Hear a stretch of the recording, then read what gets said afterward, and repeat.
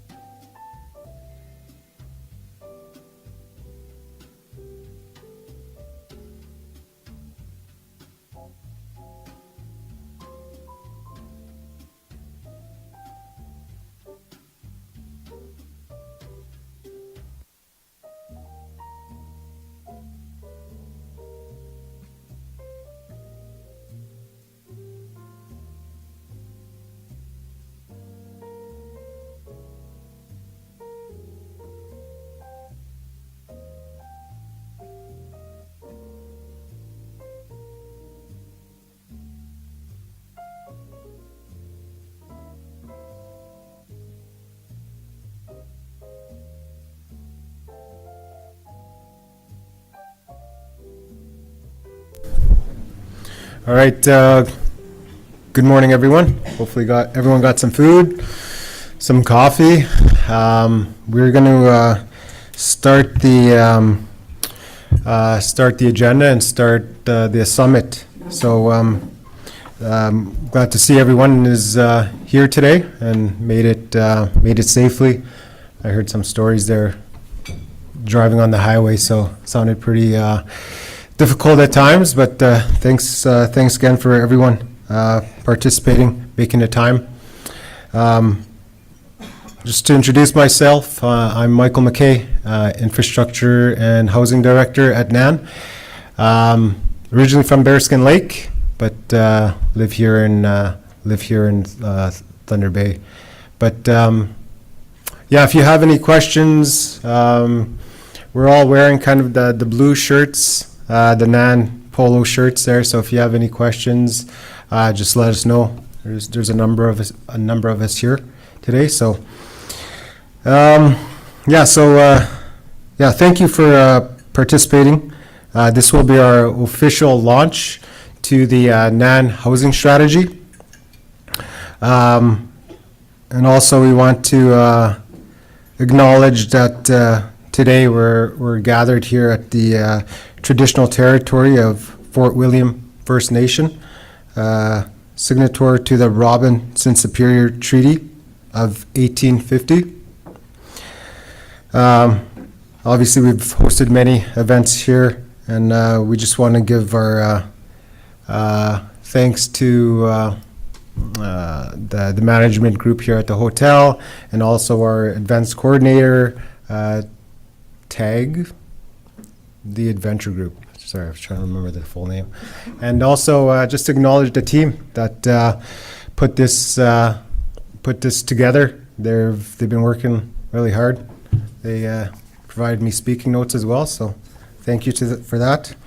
So I'll introduce the drum, and we want to obviously open this event in a good way. And so I will invite the NAN drum group to please open with a song.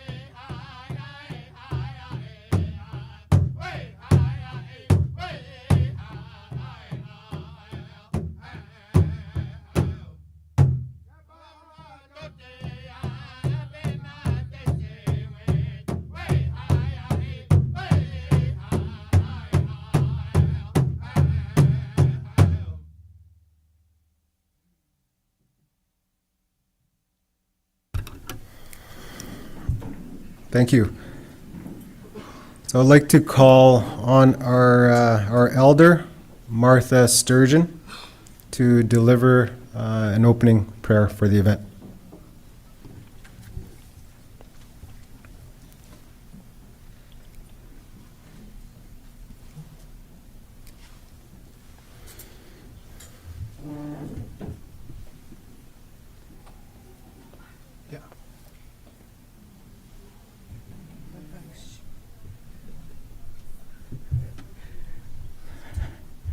Good morning. Oops.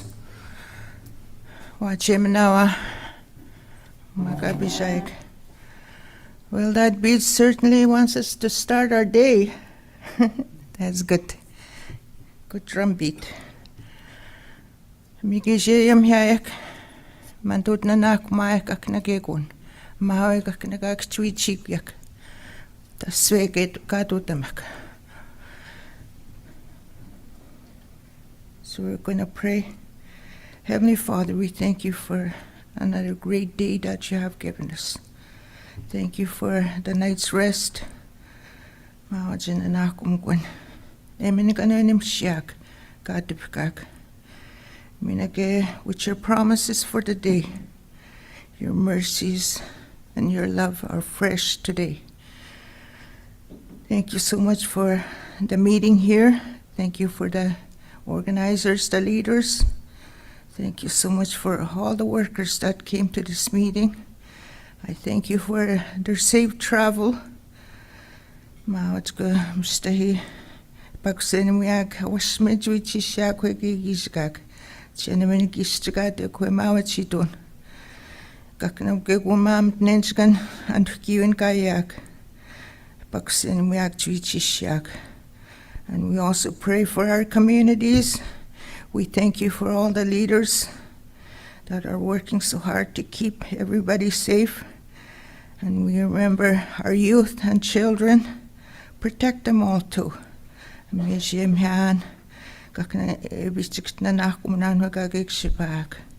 Jesus' name, amen.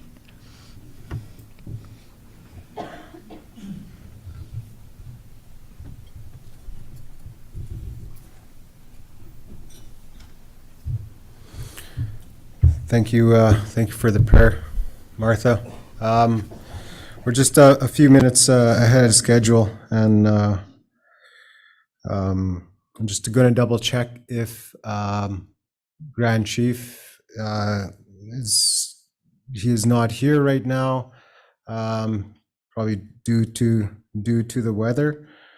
So we'll just for now we'll give it a couple minutes just to wait on Grand Chief and some opening remarks from our youth council and our elders council.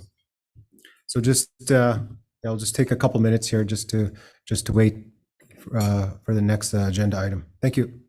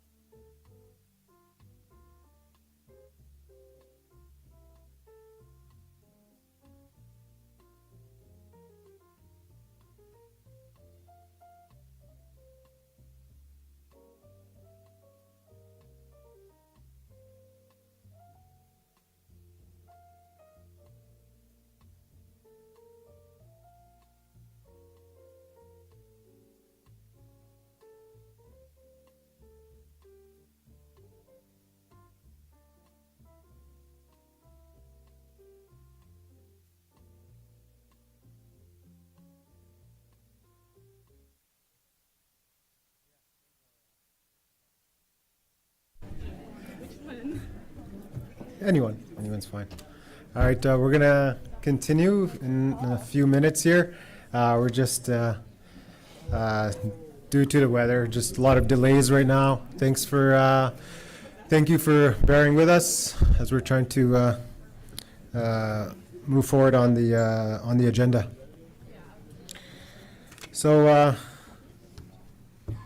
we're going to move into our opening comments from the NAN executive and from the NAN advisory councils. We're going to have opening remarks from Grand Chief Derek Fox. Then we're going into opening comments and remarks from Ashley Bach from the Ushkadiza Council. Unfortunately, our elder, David Fletcher from the Elders Council, was unable to make it due to weather. And so we might be ending a little bit early on this.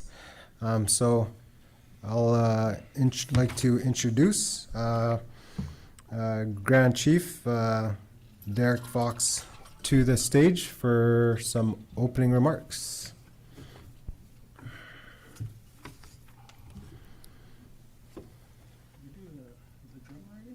Yeah.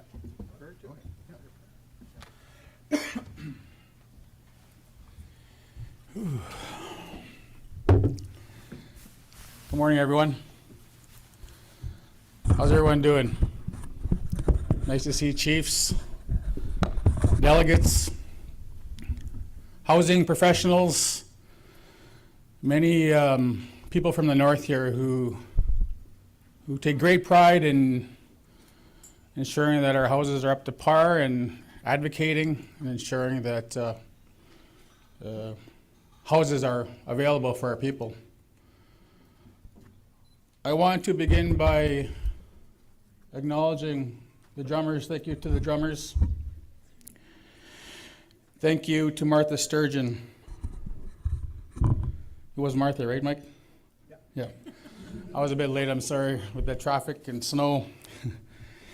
I want to acknowledge that we're on Fort William First Nation. We've been here for many years. Many of our people,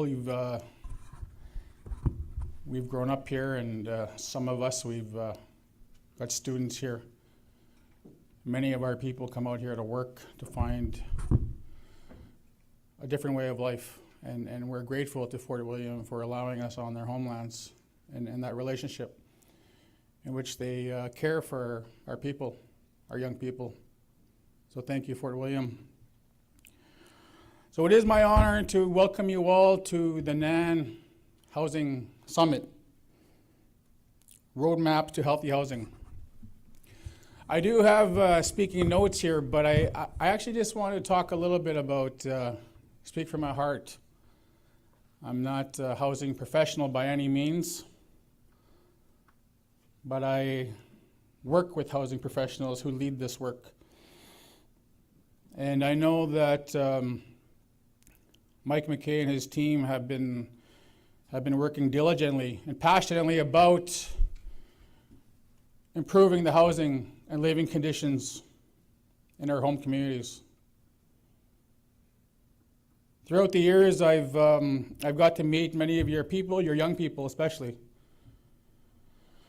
And housing is the foundation to a healthy lifestyle. They've told me that. I had this young girl, I wanted to share this. It was a young girl from Fort Albany about 5 or 6 years ago. She says to me, Deputy, what do you do in the morning when you wake up? I said, I wake up and, get ready, play my music, look in the mirror, try to look good, and she starts laughing. She says, you know what, I don't have that. She says, I don't even have a mirror in my washroom, and I'm waiting with 7 or 8 people just to get into the bathroom. We don't have running water. And At that time, she had said, please improve the housing. If you're a leader for us, please improve the housing. Talk to my chief, talk to our council, talk to our elders, talk to our parents, and so on. And that was her message to me. And it dawned on me that housing, our homes is where your day starts. And it's crucial, absolutely crucial, that we improve the living conditions of our people, for all of our people, for that young person that I've shared the message about. And we do have a strategy that Mike will be sharing while he's here, a housing strategy. And we know that many homes were backlogged. What's the number there, Mike, off the top of your head? Yeah. 7,500 homes backlogged in Nishnawbe Aski Nation territory. So we've talked to the ministers, we've talked to Patty and Mark Miller, stressed the importance of this. We've talked to our elders, we've talked to our leaders, we've talked to our people. And there's many great ideas out there. Some have said, let's take initiative and start building our own homes. Let's take control of our land even. There's boundaries. Let's go outside the boundaries. Let's start building our own trap lines, our own homes. Let's do it the way we used to do it. That's an idea that I've heard. They need support. They need financial support. They need all kinds of support to do that. They basically said to me, the government is not always going to help us. They're not always going to be there, and they're very slow, is what I've been told. They're very slow in responding to crisis when it comes to our people. They're very slow in responding to the housing needs, as we can see, 7,500 homes. So I think, and I know, I believe in my heart that we can improve the housing. We can do it together as a group, as NAN, and I do rely on our leadership here. I do rely on Mike and his team to ensure that we get that done. I do rely on our chiefs in assembly, and I do rely mostly on the people on the ground who share this message with me, the people in our communities who know best, the people who have to endure the housing shortage, the housing crisis, and the crises that come from those homes, the social issues that we endure, that we see every day. I got to wake up this morning with my sons, my two sons, and I got to, there's heat in my home, shovel my driveway, do all those things, and I take that for granted, and I think about the North.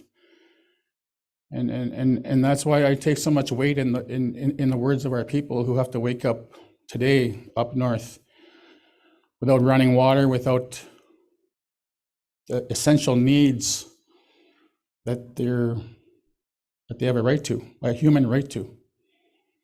So that's what drives us every day, and I'm sure, and I know that with Mike's leadership and Nan's leadership, that the housing will improve. He's working hard every day on this, and we know the issues, but how do we find solutions for those issues? The infrastructure issues. You build a house, how do you power that house? Right, that's one of the issues I've seen. I've seen houses get built sitting empty because they couldn't power them. Land base, what kind of land do we have? Supplies, the costs, the high cost of delivery, the shortage of the winter road season. There's all kinds of issues, and we know them. We don't need to talk about them. Maybe we do. Let's talk more about the solutions. What are the solutions for our people? So that's why we're here today for these next few days. And I want to thank you all for the hard work that you've done for our people and that you'll continue to do. I know that our future looks, we got climate change, we got all these, we got economic development, we got potential roads going in the north. And this is directed by the people. So we need to adapt to those changes that are occurring within our territory. Those are things to think about. But you know what? Our young people do have hope. Kind of a somber story I shared. Our young people, our people do have hope. A lot of bright ideas, a lot of bright, educated people up there who have the solutions. They may not be here today, but they do have the solutions. They just need someone to listen to them. They need someone to implement those ideas. They need someone to voice those ideas and advocate for those ideas, which is why we're here. And they share that with us as we visit and spend time with the people of the north of Nan. So I look forward to the work that comes out of us, a document that we can hold, a plan with input that we can present to leaders of government to say, these are the ideas you need to support us and help us. As you've said in the treaty promises, start there. So thank you, everyone. Miigwech. Drive safe. And I look forward to the visits in the north. We have some winter road trips planned. I did Sandy Lake there before COVID. I did the Matawa area. We want to go to Mushkeguk. But I don't know about that Fort Siren trip. It's about 30 hours going up Manitoba, so we'll have to talk to the Fort Siren chief about that one. But we're trying to hit all the winter roads, and I'm sure Michael will talk about the infrastructure, the shortening of the winter road season, and how do we get supplies up. There's all kinds of factors that we need to take into account. But I look forward to seeing you all in our communities now that COVID has lightened up a little bit, but we still got to be very safe. It's still out there, and there's flus going around, there's health issues going around, children's town, children's meds, and we're on top of that at NAN. We got our deputies working on in all areas. They're advocating, they're pushing. Our health transformation lead there has some ideas about those issues. So our executive is working hard to ensure that in all areas that we work on, we're pushing and advocating and ensuring that we're being a strong voice for our people. So thank you, Miigwech, and I look forward to the next few days.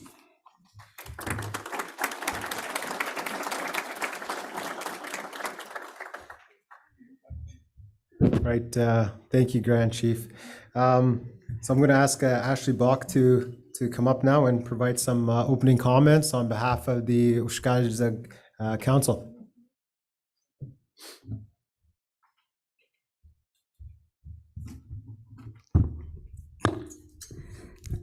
Bojo Ashley Indigenikas, they may Ugasichuman Indigenikas, Megazit Dodem, Mishkigogamang and Donji. Hi everyone, my name's Ashley. I'm a member of Mishkigogamang First Nation, but I didn't grow up there because I was in foster care. I'm Eagle Clan, and I'm on the Oshkosh Council in Erickson, who's sitting up there taught me how to say that in Ojibwe, so I'm going to try to say it, but I don't know if I'm going to say it right. Nitaya Oma Anchi Nishnawbe Aski Nation Oshkosh Okamakanag. Yeah, I said it right, yeah. Thank you. So I want to acknowledge the drum that's here. Thank them for the song this morning, as well as the elder who provided a prayer, recognized the flags, any of the sacred items here, and of course, being able to meet on Fort William First Nations traditional territory and Robinson Superior Treaty. And I guess hello and thank you to all the delegates who are here attending, like the chiefs and all the technicians too. I see a lot of people here, some familiar faces, some I haven't met yet. And of course, Erickson from Youth Council. I know there's a couple Oshkosh Council members listening in on the live stream too, because they just messaged me about it. So hi, Janine, and Savannah, the youth coordinator. So yeah, thank you to Housing Team for inviting me to be here. I've held the housing and infrastructure portfolio for the Oshkosh Council for a couple of years now. I used to be the alternate for it, and then the lead, she actually got elected to her band council, so I guess I'm the lead for the portfolio now. And over these past few years, Nan's done a lot of work with regards to youth housing and like issues with youth being able to access housing. Most recently, there was a resolution passed at the Kilwewin conference in August, which designated a space on the Chiefs Committee on Infrastructure and Housing for an Oshkosh Council representative, which is pretty exciting because we're always trying to make sure our voices are out there and heard. As well, we've participated in a couple of the housing department's projects that touch on youth housing, more specifically the community-led designs for specialized housing in the north, and then creating a home for our youth project. And that second project, creating a home for our youth, is really close to my heart. I think it's probably the first project I ever got involved in with NAN. I think it might have been 2018 or 2019. Can't really remember because that's pre-pandemic time, but back then, the NAN Housing and Together Design Lab came to the NAN Youth Gathering, which was hosted every year. And I was actually here at this hotel, and they hosted this like workshop. It was pretty cool. We got a chance to draw out like floor plans for our ideal homes on res. But before we even started drawing, we did this like sort of like facilitated discussion group. And I remember the facilitator. I don't remember if it was one of yous over there, it might have been, but they asked us like what challenges we'd faced as youth when accessing housing and creating our own homes. And so, as I mentioned, I'm a former foster kid. I also got adopted out into a white family really far from NAN territory. So the thought about like creating my own home and like not just a house, like a physical house, but also like a home, possibly in my own community was pretty big.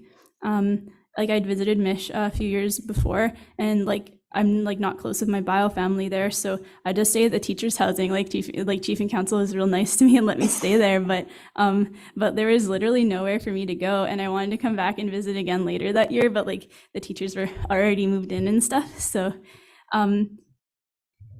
that thought of like having a space for me, like it felt really big. And too, like as someone who's lived in the city quite a bit, I've lived in a few different provinces and a few different of the big cities for school and work, and it was hard to access housing there too. Like most places wanted you to have a credit score, which like I didn't have until my mid-20s, and then a cosigner too. And I couldn't depend on my adoptive parents at the time. Like we had like an adoption breakdown, so it was really hard to find housing. Like I was floated around through Montreal and Toronto for a bit in different places without a lease, and it was tough.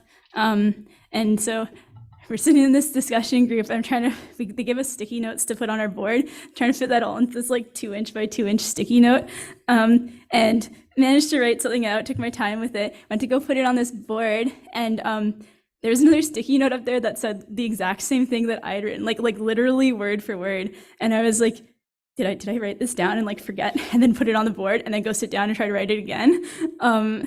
And we got into the discussion, and turns out there's another former foster kid there named Frank. He's from Fort Severn, and we had a really good chat about how it's pretty common for system kids like us to want to go back to their homes after they transition out of the child welfare system, to like move back or even just to visit for extended periods of time. And it's hard, like there's no housing, like even for the people that are already on reserve, like let alone for the people who are apprehended and taken away and are trying to go back home. I think this story really illustrates how important this work that NAN's been doing on youth housing is, especially for the most vulnerable or at-risk youth populations.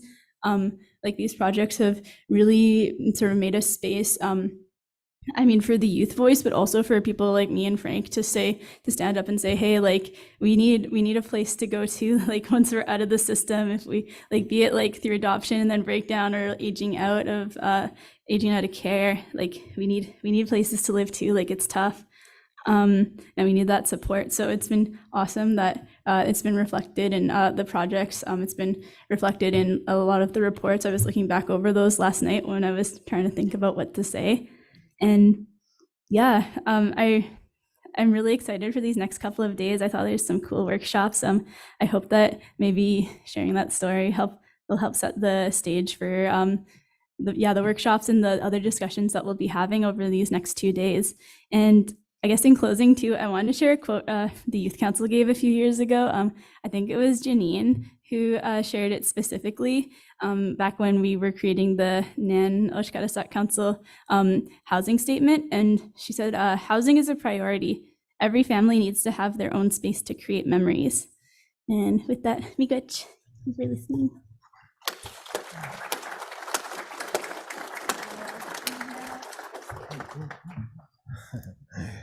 Thank you for those remarks, Ashley. So as I previously stated, unfortunately, we don't have a representative from the Elders Council due to the travel conditions. And so just to provide some comments about the summit, thank you again for participating and joining for the next 2 days as we officially launch the NAN housing strategy. It's been a number of years we've been working on this project, and we have a lot of passionate people working on it. In the guidance of the advisory councils, the youth, women's, and elders, they've been so important in this work and supporting us.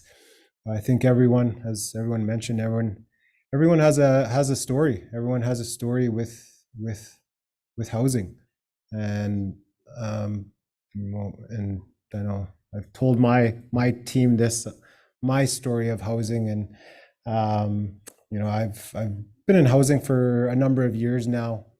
I started out in a high school student. A lot of times, employment during the summer, during high school, you'd go home.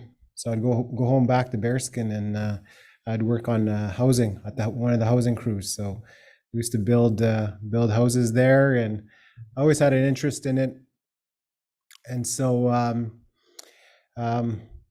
and it's so important to continue to engage with the youth and ask them what their thoughts are, and what they want to do and how they want to be involved. Because I actually remember when someone asked me, a former boss in Bearskin had asked me, what do you want to do in the future? I said, I want to get into engineering, and I want to work for our people. So it's kind of full circle when, so I went into architecture. I finished that program, so I have that background, and I worked at a few tribal councils as well. And I see actually a former colleague there, Mr. John Sallow, tech unit manager. Used to work with him there, but yeah, I'd work in as the housing coordinator there. Got to work with a number of communities, doing inspections, doing a little bit of design work. But going back to those stories, and we all kind of face those challenges. And I actually remember, and I'm glad to see leadership here today. I see our chief Lefty Cam here from Bearskin. One of the things growing up, my late grandfather, Matthew Beardy, he had built his two houses, or his original house, in 1970, and a simple house, right? Simpler times, not as complicated. And they build these houses introduced in the early 90s. We kind of call them the R2000 homes with all the building codes. And today, you look at that same house, the newer, improved house, and it's not, there's mold in it, there's structural damage, and so why is that? And you look at that. The original home that was built in 1970 is still standing there in better condition. And so I think it goes back to why it's so important. The themes that were identified, and we'll get into it. Some of the themes that were identified in our engagements that we held with communities, listening to community members and leadership. You know, it was a privilege working with them and hosting those events, and they really guided this this housing strategy. And so, you know, it does really cover topics like design and materials and training, and you know, and that those were the issues that we continue to face, and you know, those are some of the reasons why the newer improved home is in the condition it is. And so just wanted to share that story with everyone today. I know everyone here has their own stories, and just also just taking the time to be with us today. Thank you again. So I'm just going to quickly just going through the agenda here. Some housekeeping notes. Then we're going to go into a health break, and also I forgot to mention the trade show that's happening as well. And thanks for the feedback on that. We took the direction of communities on who they want to see at those as exhibitors at those trade shows. So hopefully that's helpful with the work that we move forward. So just to go over some housekeeping notes, there is a handbook. The handbook was provided when you registered, and so there's the agenda, information on the sessions, and other events featured available in the handbook. There's also the trade show. It's running at the same time as the summit here. It will be upstairs and also in the lobby, and you'll find there suppliers, services, educators that have a focus on community housing. So we definitely encourage everyone to visit those booths during the breaks. The other thing is you'll see as part of your registration the passport to prizes. I know this is something something they do at the First Nations Housing Conference. I used to be part of that, so it's always a great idea. It's to encourage participation, and obviously there's some good prizes there for Christmas or wherever you want. But so that's part of the summit. So all delegates should have received this passport in the name tag. Each trade show booth has a corresponding spot to stamp. Okay, so yeah, so you'll have to go to the booths, and each of them will have a stamp there, and they're able to mark one off. And so yeah, like I said, these prizes there are associated with the passport prizes. Also, we wanted to we're providing, hopefully they're running, is the daily buses. I know we're kind of outside of town, so we wanted to provide some transportation. So each evening tonight, it'll be going to the mall. The pickup will be at the hotel lobby. You'll find a schedule in the event handbook. But tonight there had been some changes. The bus will pick up those wishing to go to the Intercity Mall from here to Norwester at 5:30, and then they'll stop in at the Crossroads at 5:45. Then the bus will pick up at Toys R Us at 8 p.m. So yeah, Toys R Us. So I know it's a it's a hot spot. So no, because we know that the mall closes earlier now. I think it closes at 7. Yeah, it used to close at 9. So I know maybe some people want to go to the other area there, Home Depot, Giant Tiger. What else is over there? There's a new pet store. If you got any pets? Yeah, new pet store. Yeah, so 8 o'clock. Return at 8 o'clock from Toys R Us.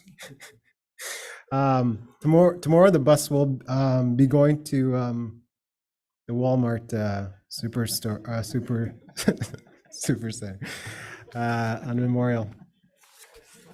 Yeah. Okay, and moving along. Elders room. There's an elders room at on Mackenzie B upstairs at the end of the hall. So it's a quiet, comfortable area for elders if they need to take a break. Yeah, and we have Zachary Adams, who's been kind of assigned to that. So if you have any questions with that, he's sitting over here. He's got his hand up. Thank you. Also, the event coordinators, the adventure group, will be available for support throughout the event, and then they'll be in the lobby. So if you have any questions regarding that, they will be at the lobby there. All right, I think I just went over time. Yeah, so we'll take a quick health break. Again, we encourage everyone to go to the trade show upstairs, and we'll restart at 10:20. Thank you.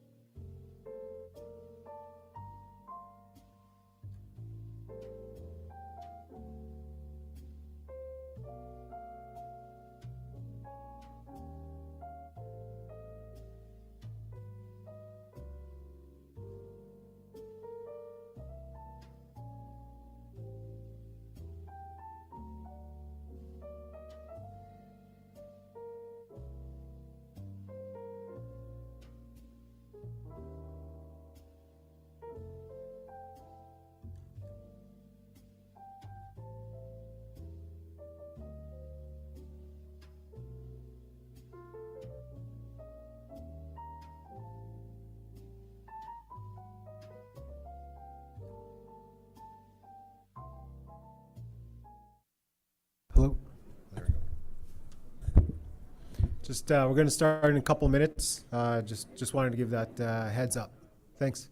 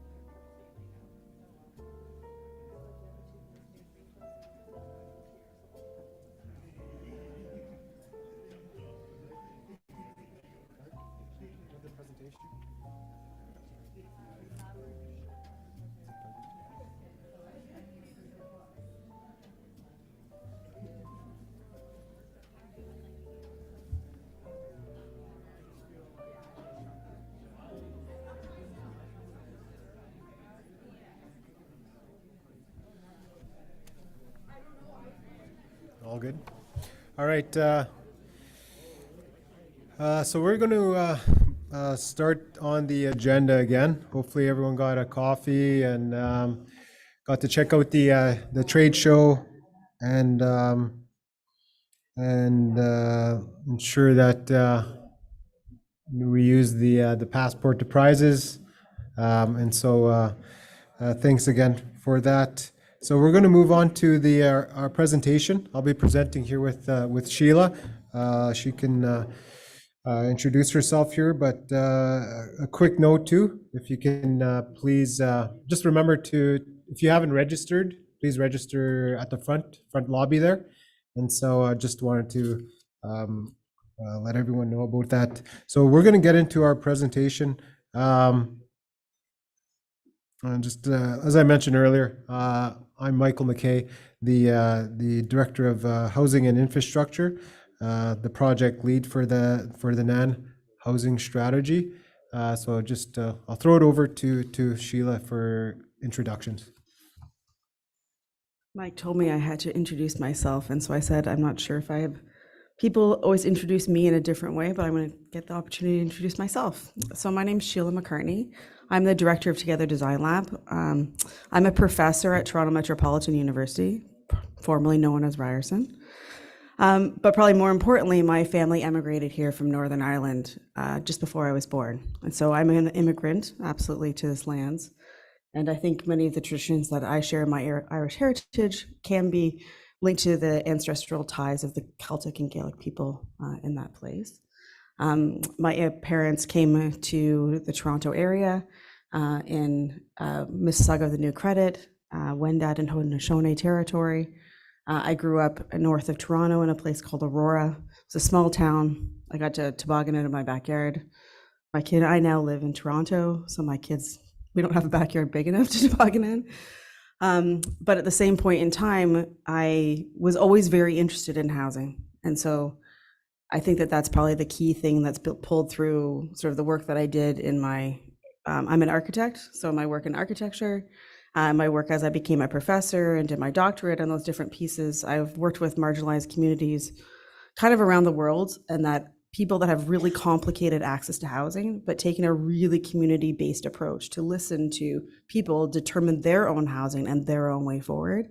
And I think when Mike and I met, after I'd worked actually with Yamatong First Nation for many years and Nibinamik First Nation, during really exciting times, we then began to think about what could happen at a regional level that could help create tools for many different First Nations to benefit from. And so I think that's the backbone of the housing strategy, is a community-based approach. I had always heard that there was a housing crisis, and how the government defined it was completely different than what I heard from community members and how they defined it. And so we hope that when you look at the housing strategy, that that's a piece that really comes through, to hear your voices, to define your homes, your housing, your way forward in a different way forward than what has been told to you how to examine your own housing. and move it forward from there. So that's my introduction. But Mike and I like to sometimes say, or I tell the story that we met over Twitter. It's kind of an interesting piece because Yamatong First Nation was having what I call a no water advisory. And someone said that they were having a boil water advisory. And I chirped out and said, what, you mean the one they've had for the last 32 years? Like, this is a no water advisory. We're not like, and Mike said, he's like, I think we need to talk. I think you probably align the same way I am. And I could be a bit chirpy on Twitter sometimes, trying to call people out when they were saying something that was inaccurate. And so we've worked together for 7-8 years now, really tightly. We both have great teams that I think we've also become great friends together. And so it's my pleasure sort of to also acknowledge the funders for their support for this work. On slide 2, please. When we think about who supported this work, but really it's the NAN community members who have participated to make this possible, sort of poured their heart and soul into this and told their stories, as we heard from Ashley this morning. You know, it's those kinds of stories that have actually changed the strategy. It's changed the way forward. It's changed the way that we believe that NAN can advocate for different housing, for different communities, while keeping the self-determination of different First Nations. Oh, sorry, thanks so much.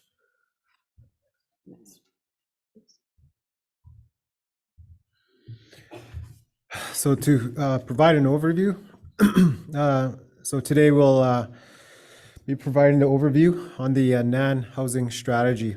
In the document, we are calling the roadmap as a path forward to addressing the housing emergency within the NAN territory.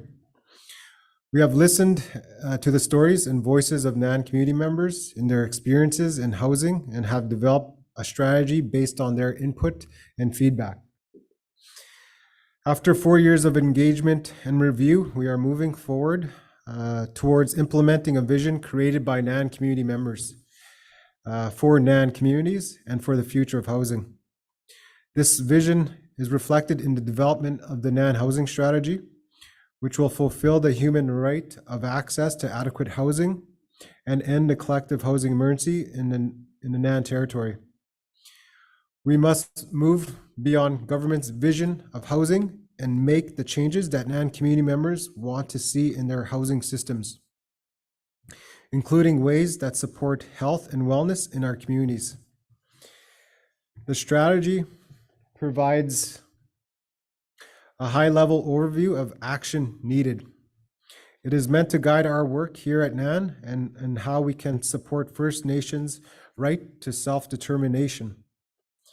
Communities are not required to participate or adopt any parts of the strategy.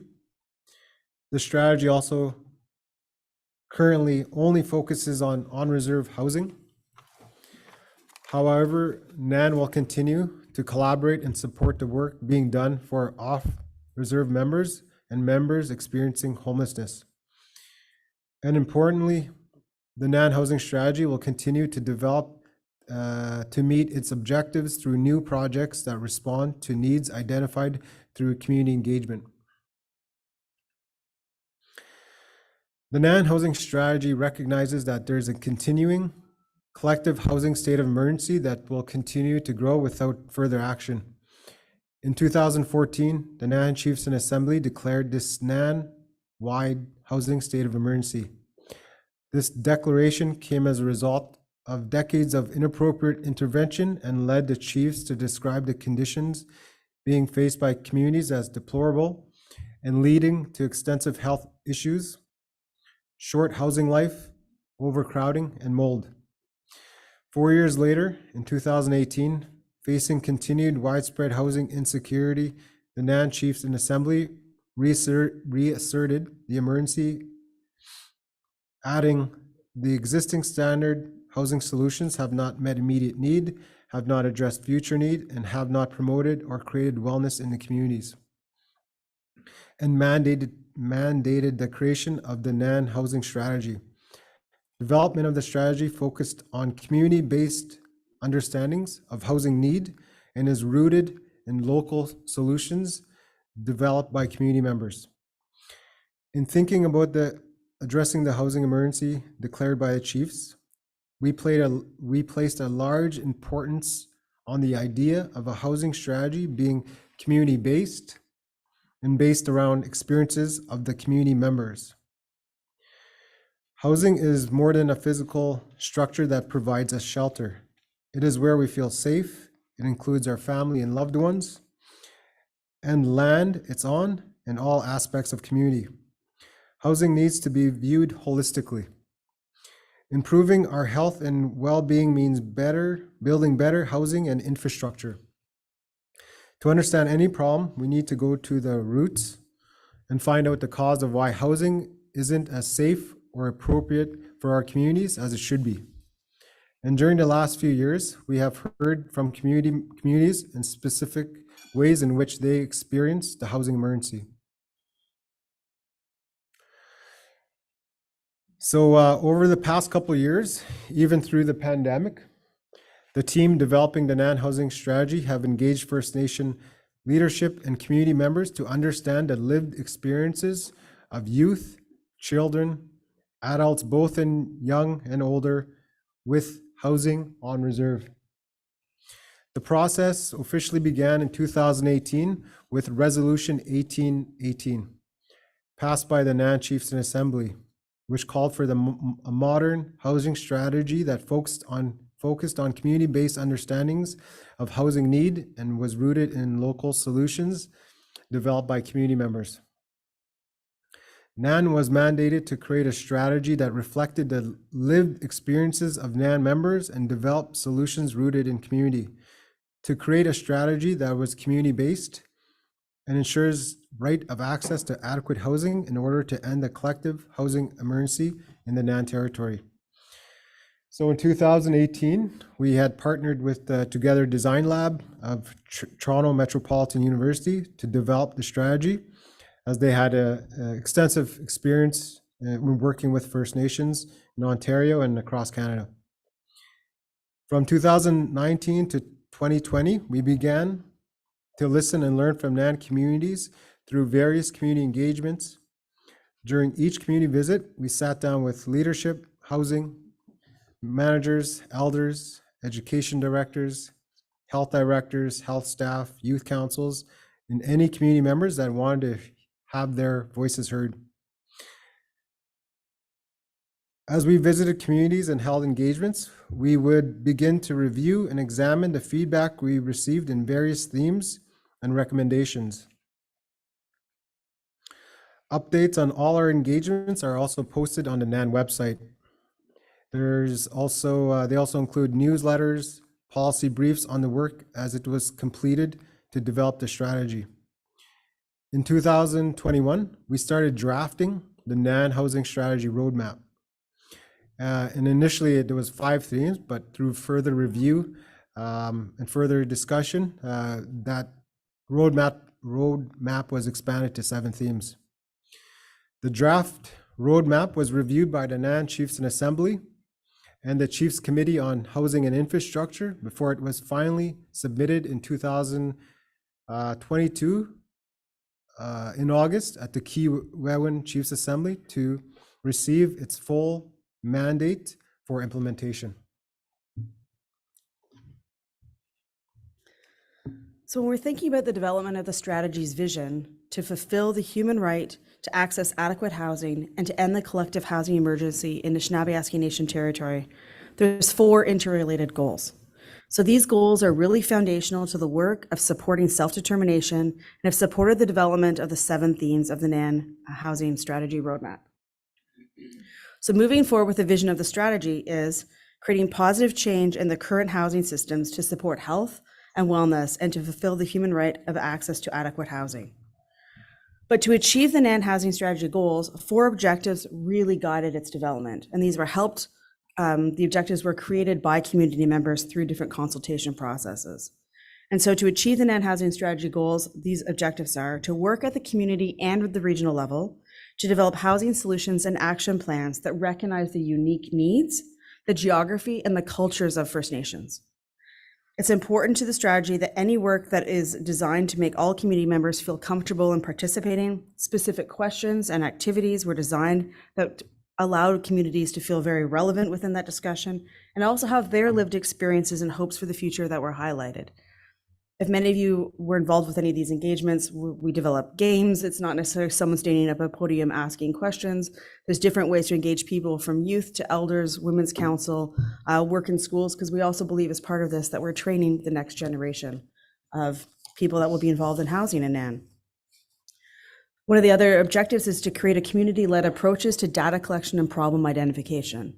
So we recognize that at any approach to the housing solutions need to be community-led and also culturally appropriate.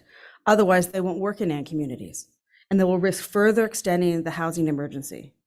The next objective is to support NAN First Nations' right to self-determination within their housing system, and that First Nations are not stakeholders. They're leaders, partners, rights holders in their housing, and to change the entire discussion of First Nations being considered stakeholders. The NAN housing strategy recognizes that First Nations have the right to self-determination in their housing systems. And so the strategy focuses on creating tools and resources that support the development of these housing systems through local housing procurement, tendering, management, appropriate construction designs, and building techniques. We also wanted to encourage flexibility and creation of design solutions rooted in local lived experience. So communities should be able to access appropriate designs or pursue their own housing designs as they see fit. And why are First Nations not provided direct funding to complete design work, to be able to build their own culturally appropriate housing? So houses should reflect the values and cultures of the people who live in them, and homes should feel safe spaces to create memories. And I hope you'll see, as we begin to talk about the further projects that have already started as part of this roadmap, how these goals and objectives are being undertaken. Particularly our announcement at the First Nations Housing Conference around developing appropriate designs. So where have we visited? As part of the strategy development, the team visited 8 communities just before the pandemic hit, because when you start a project in 2018, of course, the pandemic has to hit.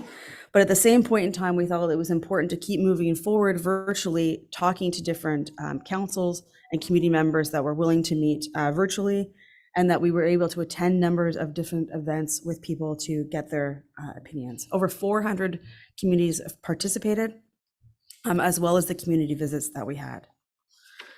So these whoops, am I back off him? Oh, sorry. These are the actual communities that we went to before the pandemic hit. So you can see Fort Severn, Cat Lake, Martin Falls, Slate Falls, Lac Seul, Matagami, and Brunswick House, trying to go across all of the different tribal areas. And that many of these photos are also from a handful of engagements hosted in NAN First Nations. As mentioned earlier, in each community visit, we sat down with leadership, housing managers, elders, education directors, health staff, youth councils, and any other community member that wanted to have their voices heard.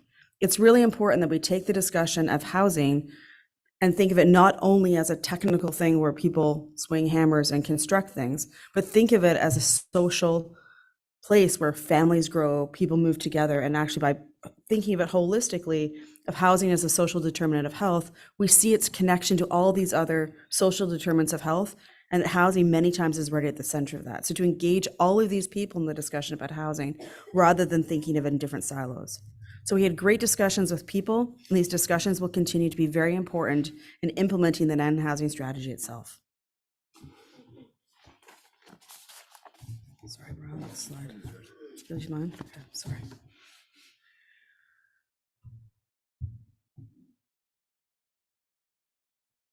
One 11.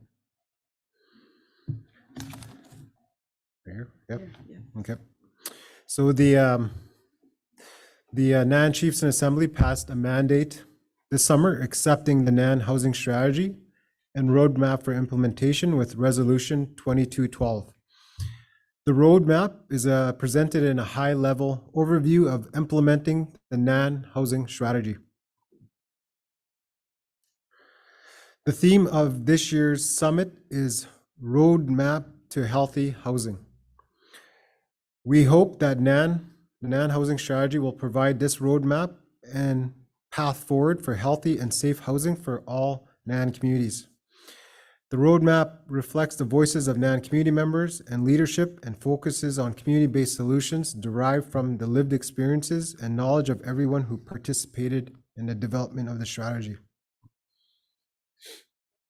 The NAN housing strategy encompasses a vision for creating positive change in current housing systems to support health and wellness and fulfill the human right to access of adequate housing. The 7 themes are broad because the process will also be dynamic. As we all know, there's not one size fits all solution. So the roadmap consists of 7 themes, which includes strategies that focus on creating change in housing system.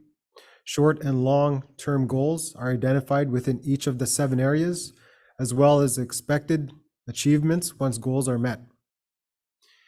As mentioned in the last slide, these themes have been developed from NAN community members sharing their experiences and knowledge of housing and infrastructure.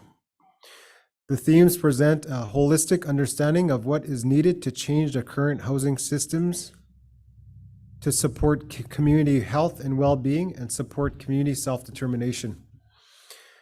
The NAN Housing Strategy Roadmap includes 7 themes: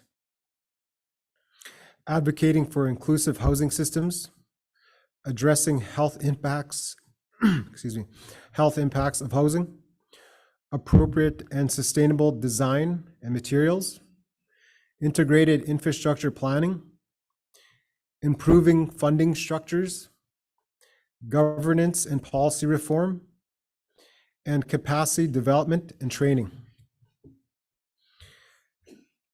Across communities, members talked about specific demographics groups experiencing unique challenges in accessing housing, such as youth, single adults, elders, and those in need of emergency housing. Housing solutions for these populations in our communities need to go beyond providing physical shelter, but also the supportive services needed to succeed in homes needs to be understood.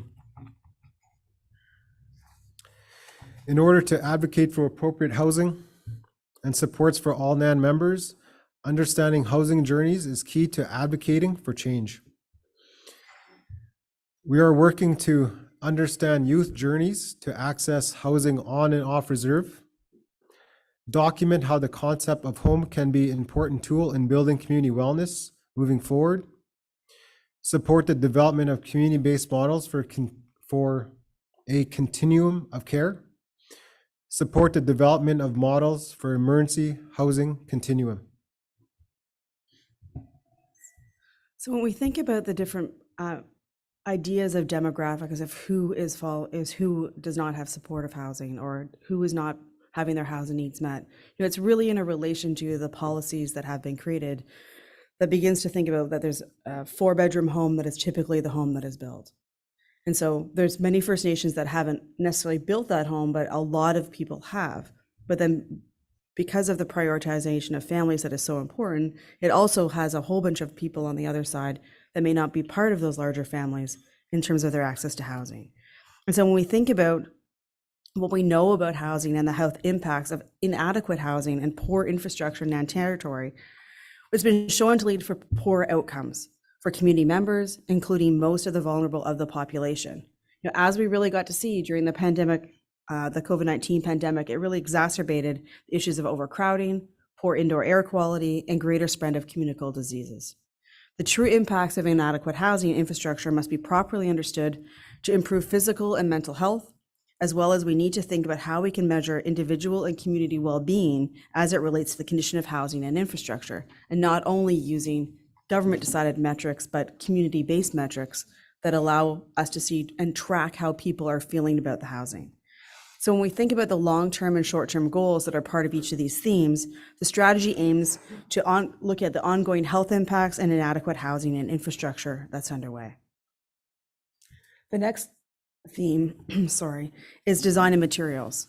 So in our engagements of community members and housing professionals, we heard that the current housing designs and materials are not appropriate for the climate and geography of the North.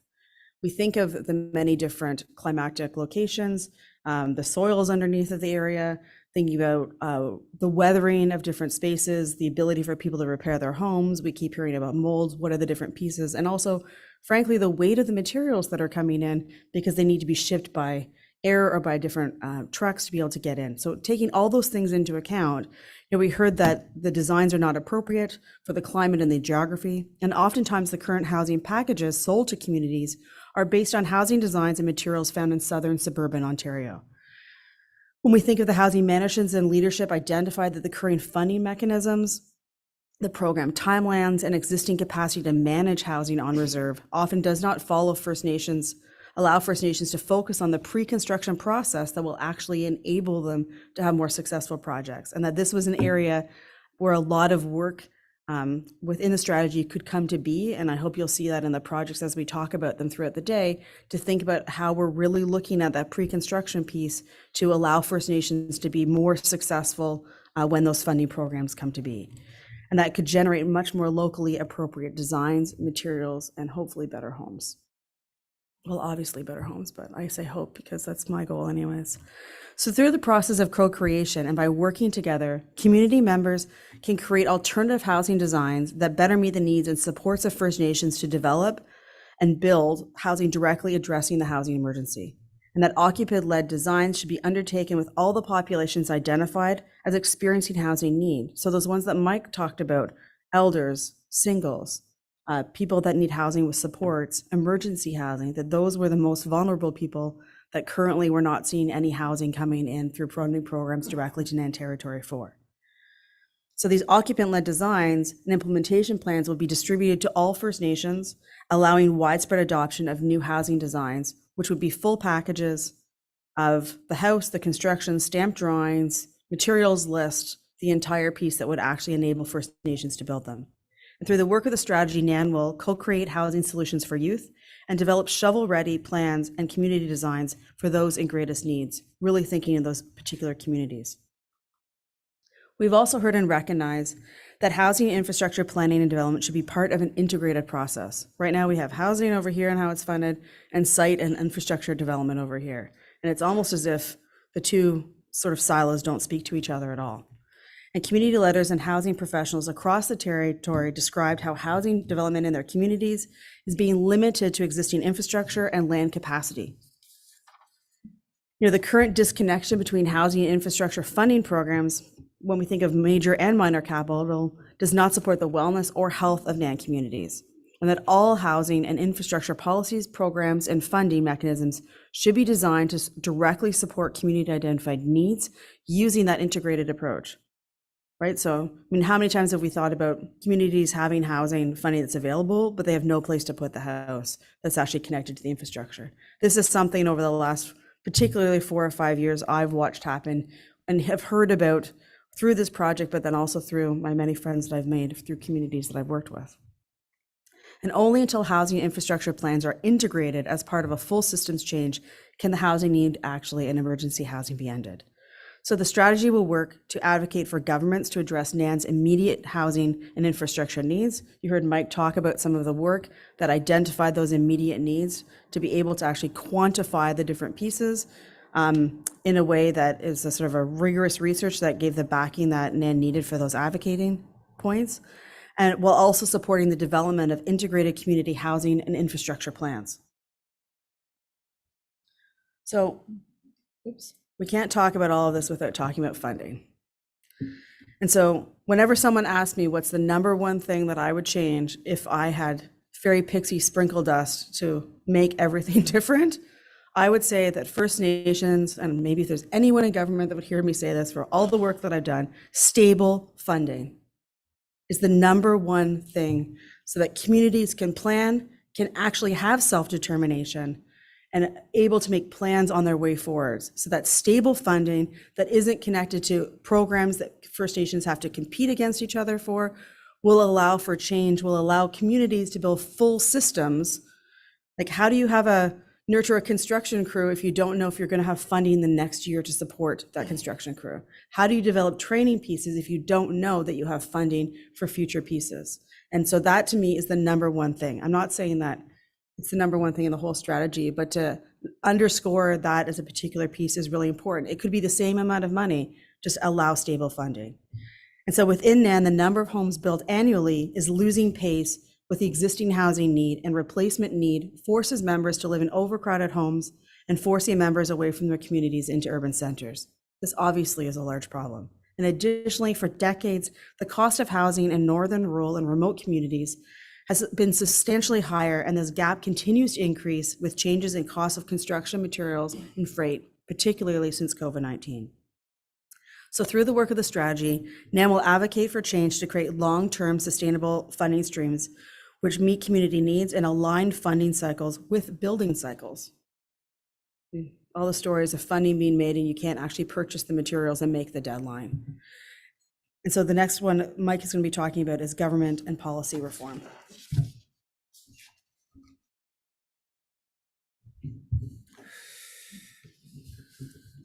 So First Nations self-determination of local housing systems, from community planning and housing design to governance, is essential to achieving lasting change.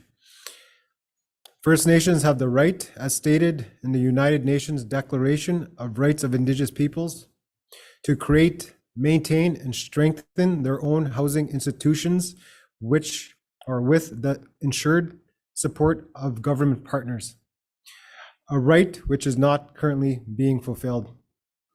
Current process and policies need to be reviewed and updated in order to fully realize First Nations control of housing. NAN will support the transfer of care and control of housing to First Nations through a process that revises current federal housing policy and supports capacity within the community to manage and maintain successful housing system and governance model. Without housing managers and support staff to operate and maintain related infrastructure, the current housing system or the current housing crisis will only continue. So we are working on developing appropriate tendering and procurement protocols, identify and develop best practices for data stewardship and management, identify best practices of building standards in the North, support the transfer of care and control of housing to First Nations. Capacity development and training. A reliance on external labor for housing development creates economic leakage and misses an opportunity to create jobs in local economic development. Housing professionals share this significant skills training gap exists, and that interested community members face significant barriers to obtaining accreditations of credentials for working in the housing system. I'm glad groups like SLAM are here. I know they have a successful training program. We did see their presentation at the First Nations Housing Conference, and I think they also received an award for their great work. So look forward to their presentation later today. But also to support long-term sustainability of housing systems, it was identified that pathways towards skills training must be created and local labor forces supported within the community. So we were working on supporting training programs and pathway for developing housing capacity within communities. And just to cover some of the roadmap projects, in the roadmap, you'll notice these projects are referenced as current actions we are taking to support housing needs in our communities. One of the first projects that was developed out of the NAN housing strategy work is creating a home for our youth. This project looks to understand the youth housing journeys and work they do to stay housed. So far, we have interviewed 18 youth and are currently and continuing to look for more participants. Through the interviews, we are looking for ways to advocate for change with specific and actionable recommendations that come directly from NAN youth. This project recognizes that there is a diversity of youth in Nan territory who require a range of solutions, many which are not currently provided. We have focused on one possible design and created construction level plans that every Nan First Nation will have access to once finalized.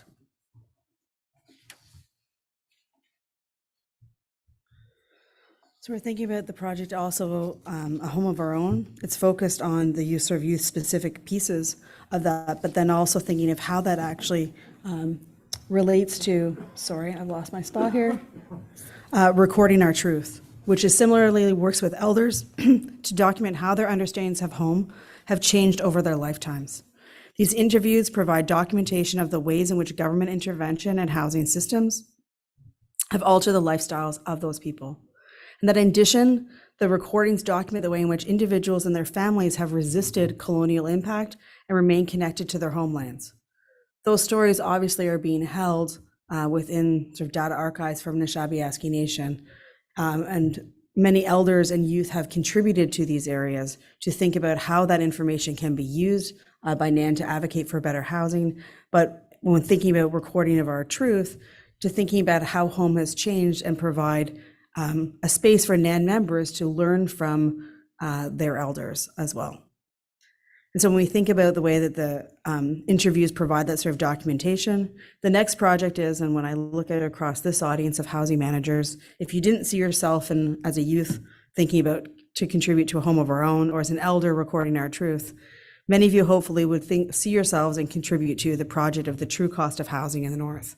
Having been involved in writing many funding applications over the years, I can say that the true cost of housing, of what is given for housing projects and what they actually wind up costing, is significantly different.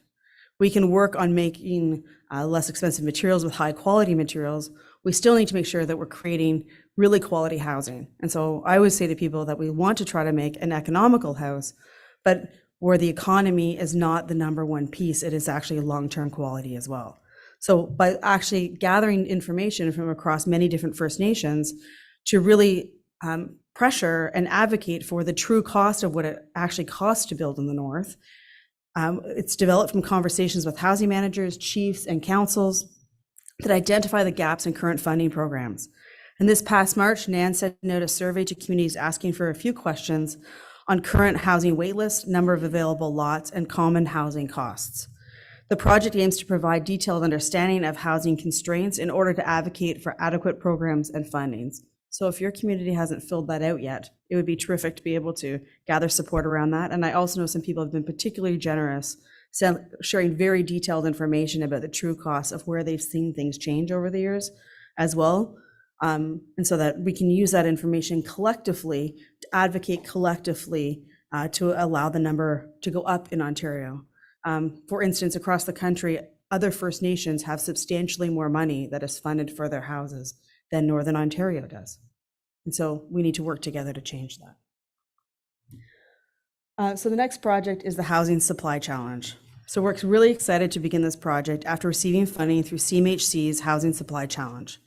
Community-led designs for specialized housing in the North will support systems change by giving communities the chance to co-design housing packages that will be appropriate for the North and can be used by all NAN First Nations to address the three greatest needs populations that came out of the strategy: single adults, housing with supports, and emergency housing.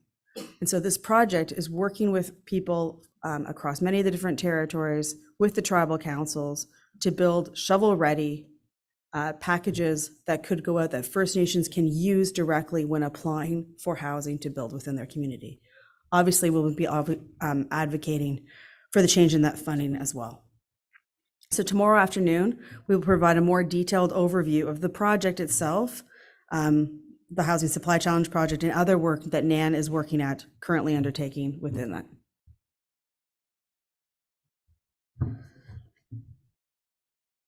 So before we take a focused look at one more of our projects, we want to acknowledge this quote from the Ushkataza Council, and I think Ashley had mentioned it, shared it this morning, and it goes, the quote that they shared with us was, housing is a priority. Every family needs to have their own space to create memories.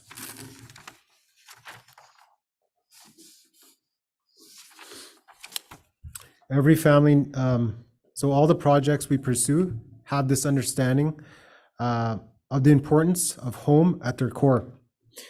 So we appreciate all the guidance from the NAN advisory councils in this process, the community members and leadership. The NAN housing strategy was developed by community members as a solution to the needs of their communities, and the themes within the strategy represent their voices and areas of need to take action on together. The NAN housing strategy is a path forward for navigating the housing and infrastructure challenges that we face.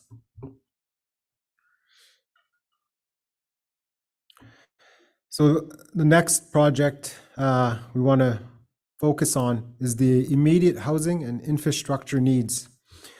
So we provided an update to the Chiefs and Assembly in the spring and want to walk through the project because it really illustrates the scale of the housing, but also the infrastructure crisis and in the NAN territory. We heard that quite a bit through our engagements, and we continue to hear that with the lack of infrastructure that is faced by the communities. You know, they have there's funding for housing, but there's no serviceable lots. So I know we'll hear that in some of our panelists' presentations later today.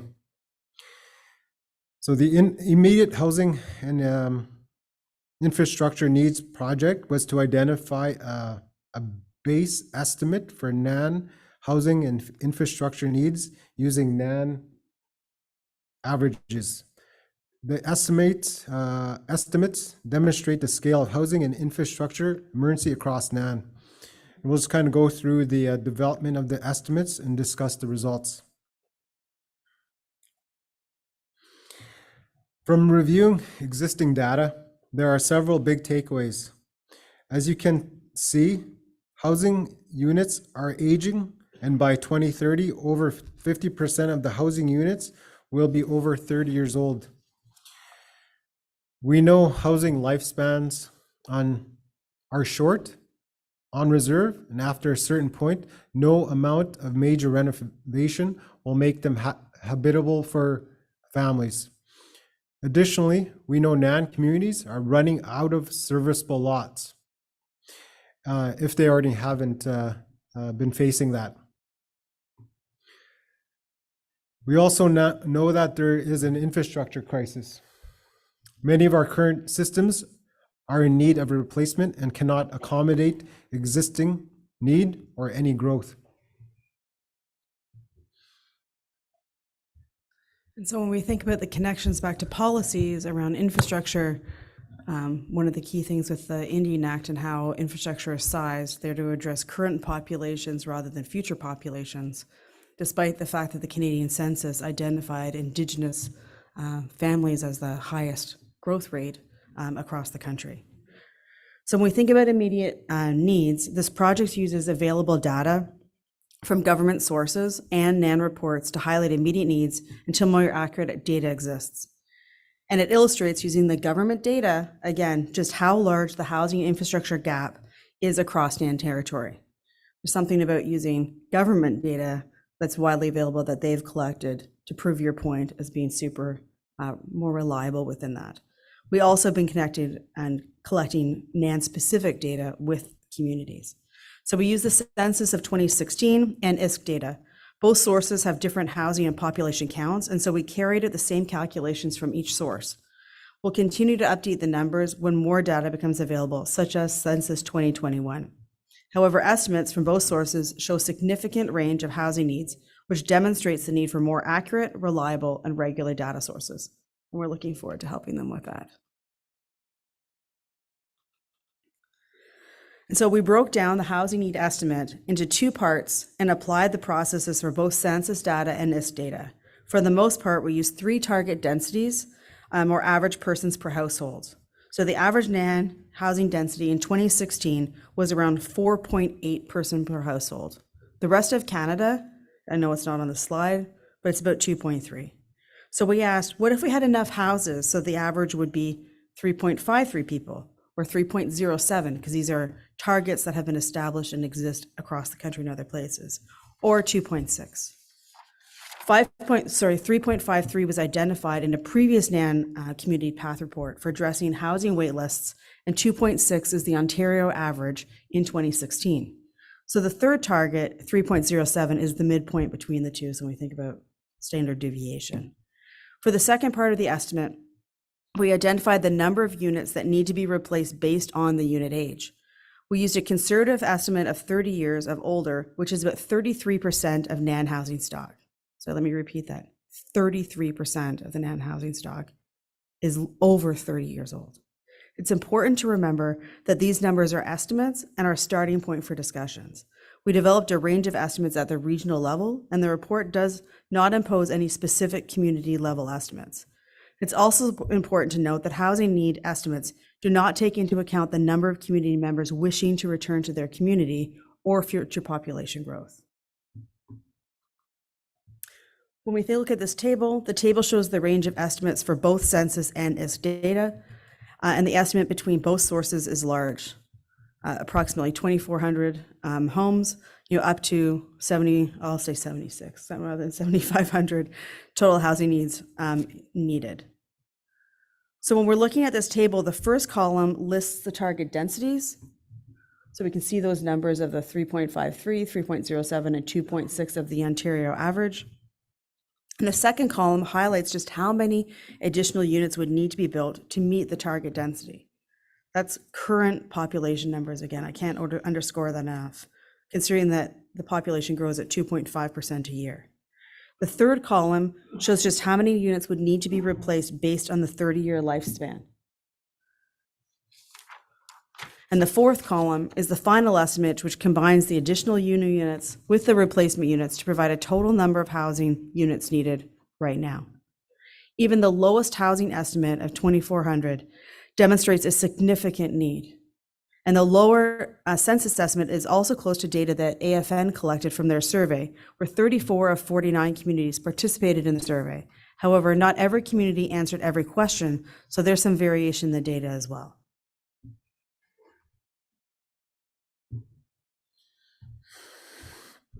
So another major learning from the 2019 AFN survey was that the 26 respondents reported that there are 106 serviceable lots available in their communities, which averages there's only approximately 4 lots per community. I know a number of communities here had some RHI, CMHC RHI projects, and very challenging when you only have 4 serviceable lots. So you're looking at other ways to construct the home with the related infrastructure needed. So we can say from our estimates that the AFN data that there is a severe and extreme infrastructure shortage. If we were to try to meet current need, not even future need, a rapid expansion and upgrades to infrastructure is needed. Current federal policies on funding infrastructure needs to change in order to properly plan and grow our communities. Using the range of housing estimates, we calculated a minimum estimate of linear infrastructure for new housing units. We used standard lot sizes and assumed infrastructure would be expanded from current footprints and that there is no physical barriers to expansion. Estimates range from 13 kilometers to 89 kilometers of new linear infrastructure. However, the estimates do not take into account the constraints from expansion, such as being located on islands, peninsulas, surrounded by muskeg, or communities that are located right beside airports or are dealing with the related infrastructure like lagoons. Again, these estimates demonstrate the minimum of need. We also reviewed NAN's Waste Management Infrastructure Asset and Assessment Report, ISK Annual Performance Inspection Reports, and long-term drinking water advisories to identify water and wastewater plants and waste management systems that require upgrading based on their design and operation risk assessments. At least a quarter of the systems are in need of immediate replacement. Again, these are minimum replacement estimates. Water and wastewater systems and waste management estimates do not take into account the current systems can accommodate new housing or future growth. It only identifies systems in need of replacement. So we think of all together, I just grabbed my phone quickly to do a short little calculation. When we think about that, those communities had identified that collectively they only had 26 lots available, which means they had 4 in a community. And if you take 7,600 and divide it by 49, that's an average of 155 lots that would be needed per community. That's significantly more than what the funding is looking at, but we need to think of housing and infrastructure together. So these findings really present a step at the estimated level of need for housing infrastructure in NAN territory. The immediate needs estimates identify areas for further investigation and advocacy. Identifying required changes to funding mechanism include operation and maintenance. We need to think about the long-term goals behind that. Understanding the infrastructure need through the full continuum of housing on reserve, not just the construction of the house, but how you're going to maintain that house over its lifetime. There's lots of research coming out across the country talking about the percentage of capital costs that actually takes to maintain the house, project phasing and integrated housing and infrastructure implementation plans, and relevant housing data that will continue to be collected to review and refine housing infrastructure estimates. Undertake the comprehensive NAN-wide infrastructure needs assessments in order to identify proper levels of funding investment for capital, operations, and maintenance needs. There's 3 main takeaways from this report when we think about the immediate housing need. The housing backlog is immense. Even at the lowest estimate in the spring, Chiefs in Assembly reported an estimate of 7,588 housing units needed. The second is the replacement rate based on housing age, that 33% of housing stock will need to be replaced to age. So that first estimate is just new houses needed, not even taking into account the replacements. So the 30-year housing lifestyle continues to be used. That will mean that by 2030, an additional 24% of the current housing stock will need to be replaced. Improving the quality of construction materials is needed to increase housing lifespans beyond 30 years. That's the importance of looking at the materiality to really think of the long-term use of these houses. And third, taking this into account, current federal funding commitments are not enough. A significant increase is needed for both housing and infrastructure needs, and must be done together and integrated in the long-term capital funding for First Nations. Again, funding that can be counted on to build a housing system within communities. Many communities are planning to build on their last service lots. Housing fundings without appropriate infrastructure shall stall construction and further add to the wait lists. Without adequate housing funding, community members will continue to be displaced.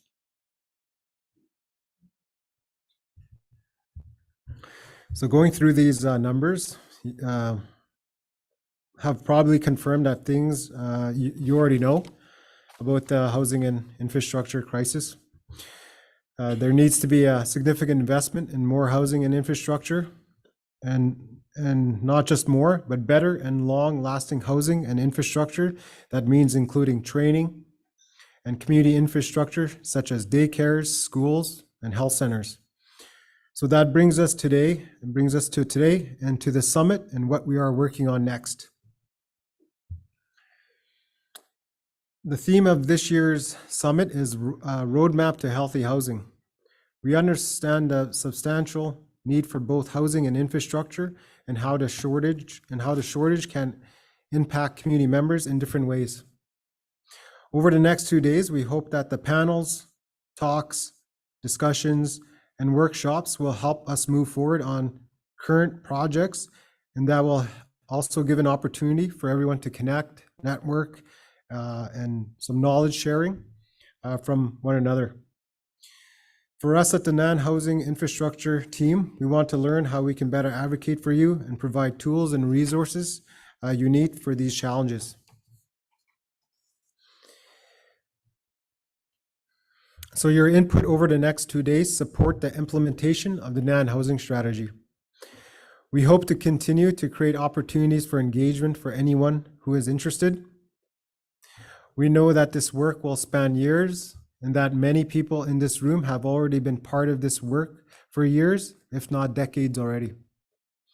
We want to extend our gratitude to everyone who participated in the past events and who are also here today.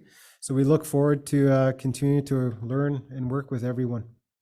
And that concludes our presentation. So thank you. And we're going to go into if there are any questions, comments, feedback. I don't know if we have, if there's a microphone or anything that can be, I guess we do.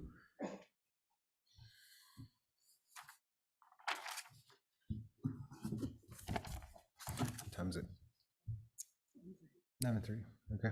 We have about 30 minutes for questions.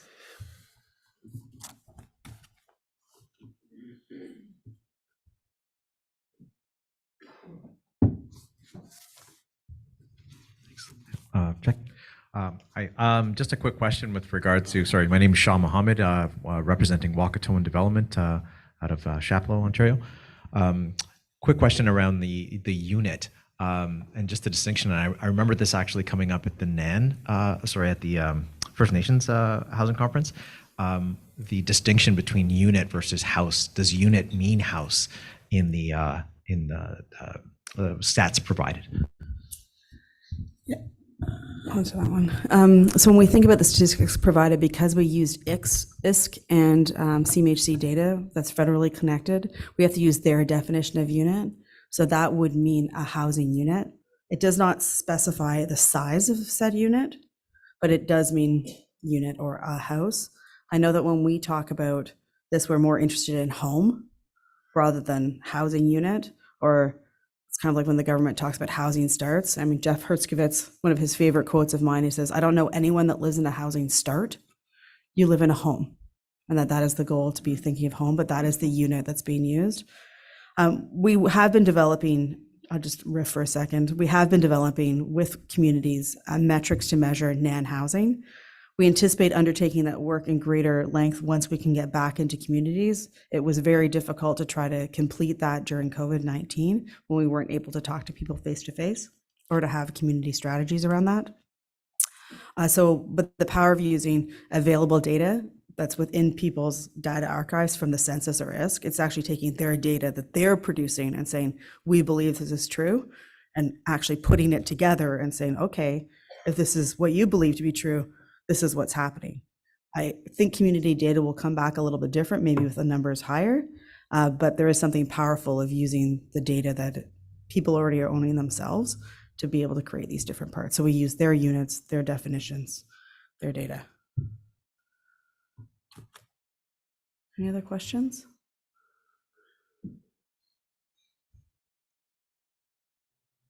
Thought there'd be thousands of questions.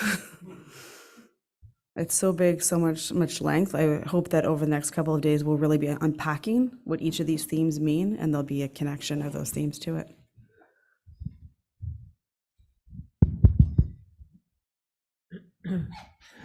Thank you. My name is Dean Kumardi, Deputy Chief Wanaman.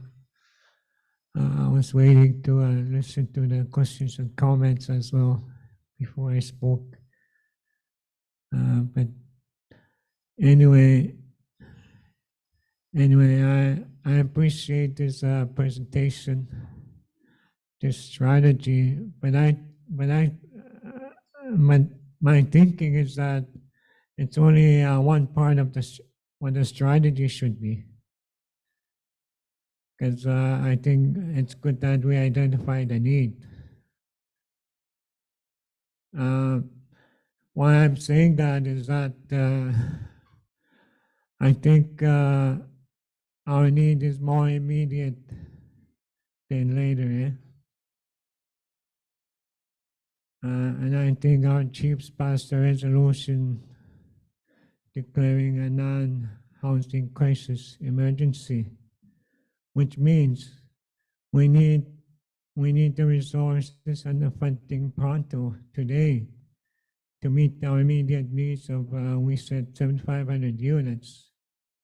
The rest we can plan that we need in the immediate and long-term future of our communities, but our immediate need right now is 7,500, but I think it's more than that.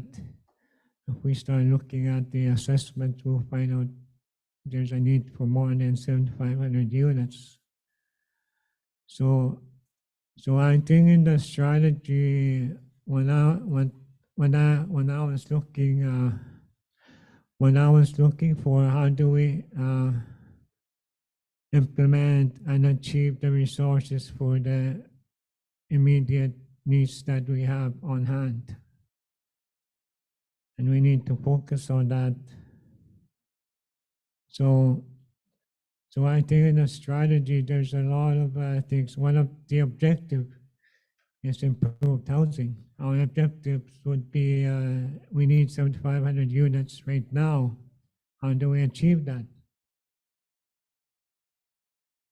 We need to engage the government, which I understand their goodwill or willingness is very lacking, if it exists at all, to respond to our emergency need. I think our Grand Chief expressed that the ignorance of the federal and provincial governments to respond to our emergency. So that's just the way we got to do more than just talking. So our strategy would focus on other things. We're identifying the need is one, which we are doing now. So there would have to be a political strategy, a legal strategy, public support strategy, like through the media strategy, and also a national and international strategy. And also the most important is mobilizing our communities to support this, to support us in achieving that. So that's the kind of strategy I like to see forming very quickly. And I would recommend a group of maybe 5 people be appointed to be a negotiating team and implementing this strategy. I mean, I'm just saying it in a very nutshell. I could elaborate a lot on this to put more emphasis and understanding my comments.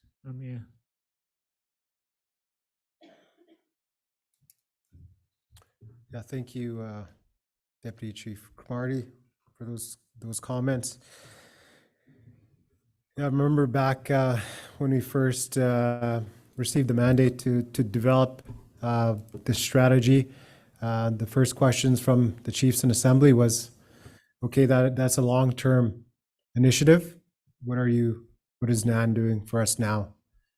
And so that's where the immediate and the immediate technical report for housing and infrastructure was developed. That was the whole purpose behind it, for NAN to be able to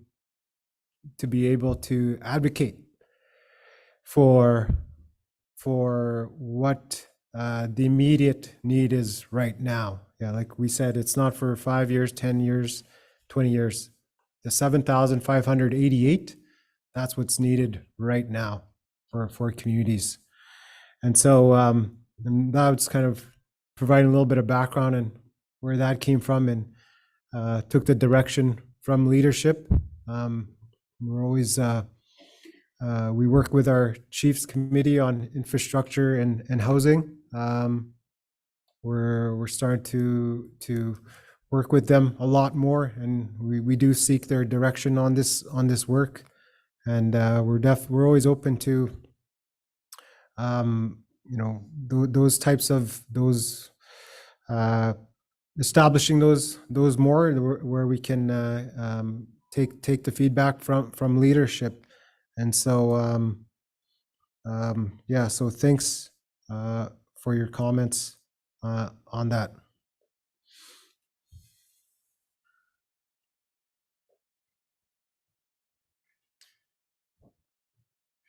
My name is Pascal Spence, and I'm counselor for the Fort Albany First Nation. Under NAN, what is the long-term initiative to an ATR for each community? ATR is the addition to reserve. And because in our community, which is only 88 acres, we are starting to construct our units or housing beyond our needs in measures of building our construction units. So is NAN taking the initiative to assist whatever community to addition to increase our reserve? Yeah. I cannot answer that in detail, but I know within one of the departments at NAN, they're looking at the ATR process, but I can't say right now that I can't answer and go into the detail of how that work is moving forward. Again, it just we did hear that through our engagements, the lack of land to build. As I mentioned in my presentation, whether a community is on an island and they're just literally ran out of room to build, right? And they're looking at to build a bridge to the mainland to increase community development. But it's a time we could definitely get back to you on that, on what NAN's work plans on the ATR processes. And I'm kind of aware, like, there are some changes to that policy, but again, I can't go into detail. Thanks.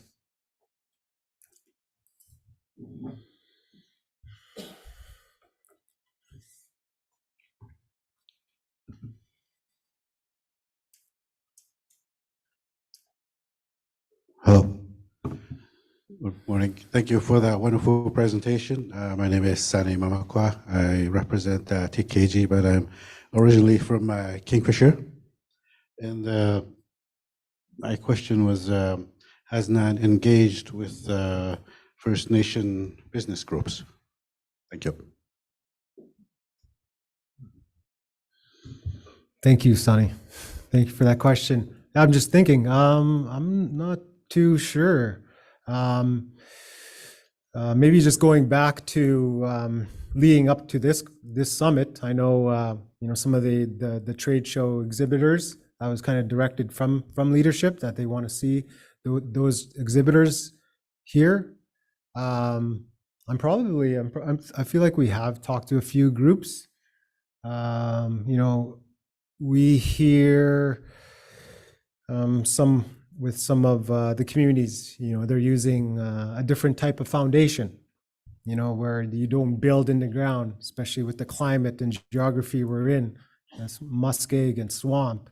And I know there's a few companies out there that have different products to accommodate that type of soil and that type of construction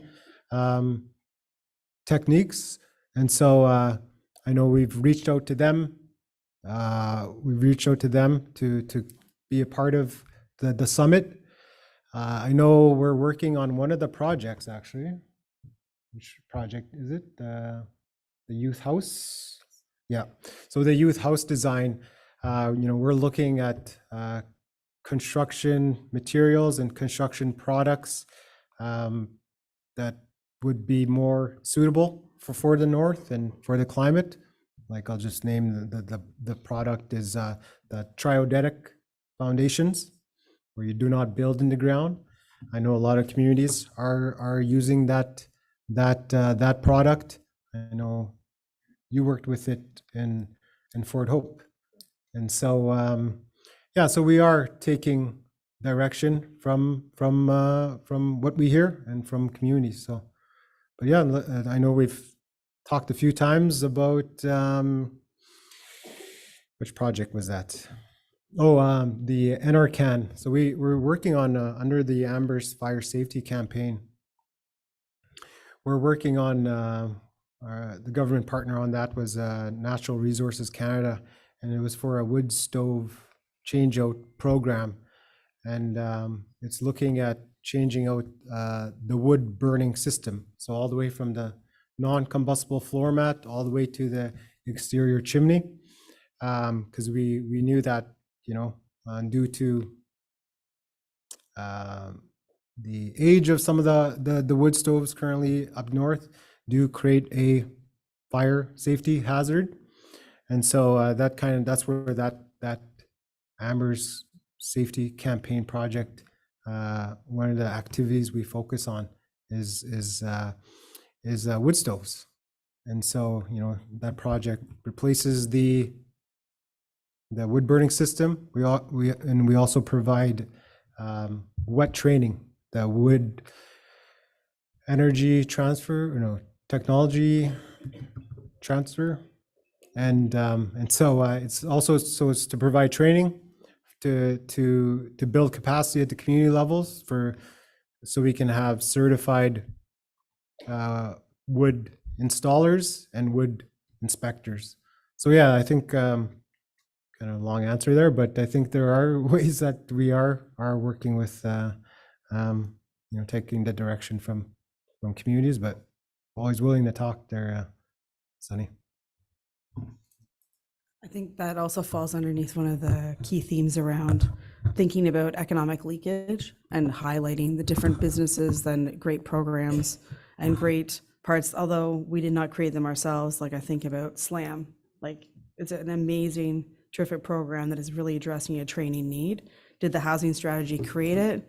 No, but it's something like, what can we do to actually assist that program to be better known, and the lessons learned that it may inspire other people in Nishnawbe Aski Nation to do something similar, or to list different businesses so that when First Nations are beginning to look at what products they want to use in their homes or within the infrastructure that they're constructing, that there would maybe be a choice to think about which ones are First Nations owned, to be able to think about how we can begin, you can continue to support each other.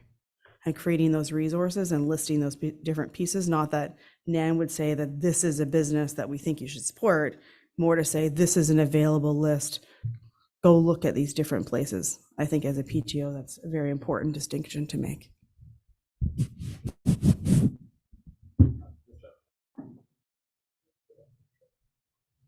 Oh, hi, Nancy Doblage, OB Goblin Services. You had mentioned that we're aware that the design of the homes that they're sending up for our communities are not designed for our areas. They're cookie cutter homes from down south.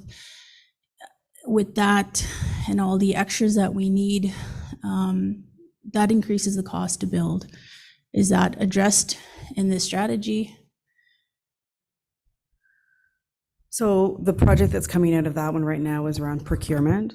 And so we heard that sort of very loud and clear, to thinking about how can we assist First Nations to be able to get more appropriately designed houses. And so part of that is coming out in this next project, Cold Shine. We're working with Indigenous architects across these 3 different groups to actually create designs of homes using better materials, looking at those longer pieces within it. But also as part of that project, there's 3 toolkits that are being completed, and one of them directly addresses procurement, to think about how we can provide sort of training through that checklist, support housing managers, support chiefs and councils to make those different decisions, and when you would be wanting to make those decisions in the long term, so that it's not about, oh, you got the funding, oh, ship it up in 2 months, that there's actually some work that can be done in advance that we can work to help guide chiefs and councils along to be able to have better housing designs. And I feel like we're through the process. That project's 2 years long. Pieces will be coming out from it along the way, of course, but that we would anticipate that having the full construction sets would allow First Nations to directly use those in their applications, so that you can actually benefit from having culturally appropriate housing that supports these specialized communities within, I shouldn't just say just specialized communities. 4-bedroom houses are all housing needs, just not 4-bedroom ones, all housing areas in your communities. And you can select to use those or not, of course, but it will have gone into it with really specific knowledge. When I think about the NAN team, our team coming together, outlining what is required from that, and also giving language to First Nations to be able to go and procure their own construction drawings if they don't want to use the ones created by NAN for the project. What are some of the knowledges that you would want to take for that moving forward? You know, I've learned some really specific things working with First Nations over the years that would really make things more culturally appropriate, and also having worked in NAN territory for 7 or 8 years to really think about every single material that goes into the house, the longevity, the weight, how is it going to ship, how long is this going to last, is it working for a culturally appropriate need or not? And that's what we're hoping to bring to the project. Again, it's a big project. Just for on our team, there's sort of 5 of us. On the housing infrastructure team, there's so many projects underway, but that are moving forward. But unfortunately, I know we need them right now, and so that's why we want to support First Nations to make decisions right now, but then also give people even more tools over the future. This is a roadmap. It's not all of the different parts into it. We'd have a really thick book if we were thinking about all the different specific parts. So thanks so much for asking that question. Did that answer your question? Pardon me? Oh, sorry. I'm a professor. I'm sometimes long-winded. All that to say, we're trying to make designs that are culturally appropriate so First Nations can use them on a license-free basis, so you won't have to go hire your own architect or designer in advance, and then you can build more culturally appropriate houses with better materials, while at the same point in time advocating for the more cost of, so for more money to go towards each specific house to enable that to happen. Is that more succinct? First, just a comment, just to say I'm Shah Mohammed, Wakatoan Development. I've been in community development for some time, and just the way that you guys have gone about, yourself, Leah, and Mike have gone about, and the team have gone about constructing the strategy. It follows all the principles of community development, like from grassroots, and it's listening exactly to what the communities are saying. So I guess just a kudos that's amazing to put it together in a document like this, and for it to be the grounding foundational document. Really great work. And then maybe just another comment, just to say that on the side of economics, as the gentleman was asking, there is a place, obviously, for economics in this, but it's not the driver. It's not the sole driver, right? There's a whole bunch of different parts to it. But economics should be thought about because of the fact that there is a point at which First Nations were left out of the economic system, and so to avert, to not talk about it would be not right, but to just make it about that would also not be right either. So there's a balance between the two, and really kind of looking at as a systems-based approach, as this is, to kind of talk through it, and a great jumping off point to start having deeper conversations about it. Thanks.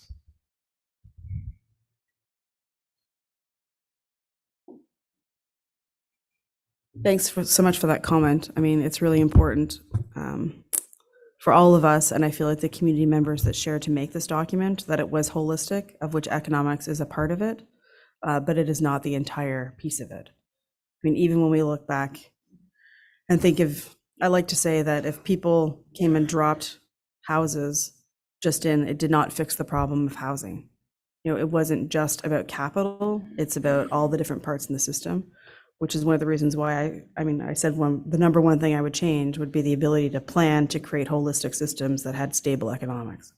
Like, that would be the number one first thing that I would try to change. And I think that the NAN is advocating for these different pieces of change, but I mean, it's also a PTO. I mean, all of the nations have self-determinant pieces.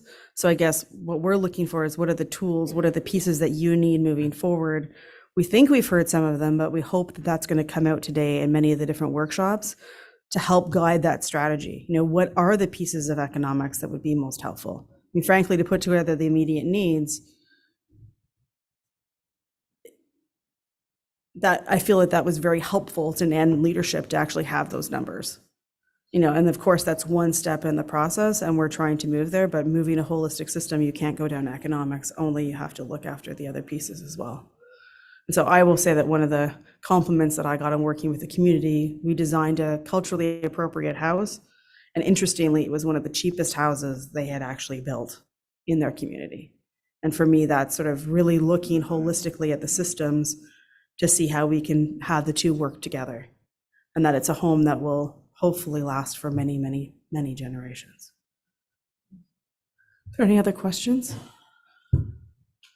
Hello. Yeah, I have a question here. Well, more of a situation that we all deal with is mold. And it's a big part of our problem up north. We get these stick-built houses. And maybe to strategize a better way of building, I've looked into these pins that they're driving into the ground, and then they build the foundation on top of that. So and they seem to be well talked about anyway, so time will tell. But I think that's something that you guys should look into too, because we're dealing with endless mold problems, and like this, it's not good unless we go beyond the frost line in our building of the foundations. We're going to be dealing with this all the time. It's an endless fight against the water and mold and just mildew and stuff like that. So if you guys take that into term, it's something we really should look into. We're wasting a lot of money, right? And it's expensive for us to build a house. So thank you. There's a distinct section, there's a distinct section in the roadmap about design and materials. And I think community members have really expressed what those different pieces are.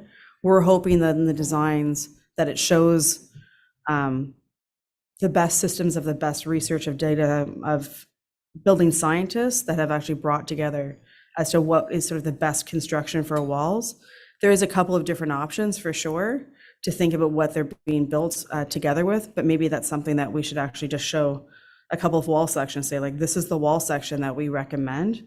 As I said, it isn't just one, there's a couple of them, but they're all take into account mold, because that's sort of the number one worry within communities. And even if we think about it in different pieces, we'll see it kind of come out in the designs that are completed, but maybe that releasing some of those pieces in advance. There's been a lot of work that we've looked at in the Yukon, areas of Greenland, not just within Northern Ontario, but looking sort of across what other communities and other First Nations have done. Short answer, different types of SIPs that lower the mold quotient within them. I think how the SIP is created is really important when we think about the mold. And on the other side, what we're seeing is, just to give you a short answer, stick frame, but with rock wool insulation on the outside of the building to allow the dew point to be moved farther out and not within the wall itself. And so Sheila's other favorite wish, just don't build with pink insulation anymore. Never, ever, ever, ever, ever, ever, ever, ever. Roxol, I'm not a paid people from there, but Roxol will not mold. They cannot mold. And so you pay a premium, but within that, sorry, I probably shouldn't have said that, but it is one of my great wishes, never to build pink with insulation again. Or non-molding insulation, maybe I should just say that, non-molding insulation. Just a quick comment regarding your question about mold. One of our themes is addressing health impacts of housing, because we know there are health impacts due to mold within the homes. I know I'm sure people have experiences with that and hear those stories in your communities. And I have one too. And so we know going into this there was health consequences due to the houses, And one of the current actions in the housing strategy is our partnership with CHEO, Children's Hospital of Eastern Ontario. We worked on it was a 2-year study where we wanted to connect the health impacts due to mold. And so it was looking at children's respiratory health, examining that, monitoring the air quality within the home, and trying to make that connection. And so we were recently, we were published in the Canadian Medical Association Journal for the indoor environmental quality and the respiratory health of First Nation children in the Sewellcote First Nations Health Authority region. And it was to provide that data connecting housing and health. And so now we have that data saying, yes, the houses and mold are making us sick. So thank you.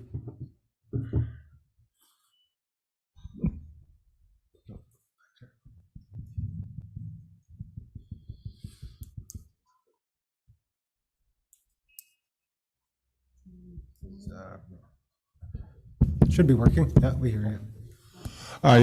Good morning, everyone, Chiefs Council, delegates. My question is more of an update on the governance and reform policy. Where are we with that? Is there a group? I know that you had that in your presentation this morning. I was just looking for an update on it.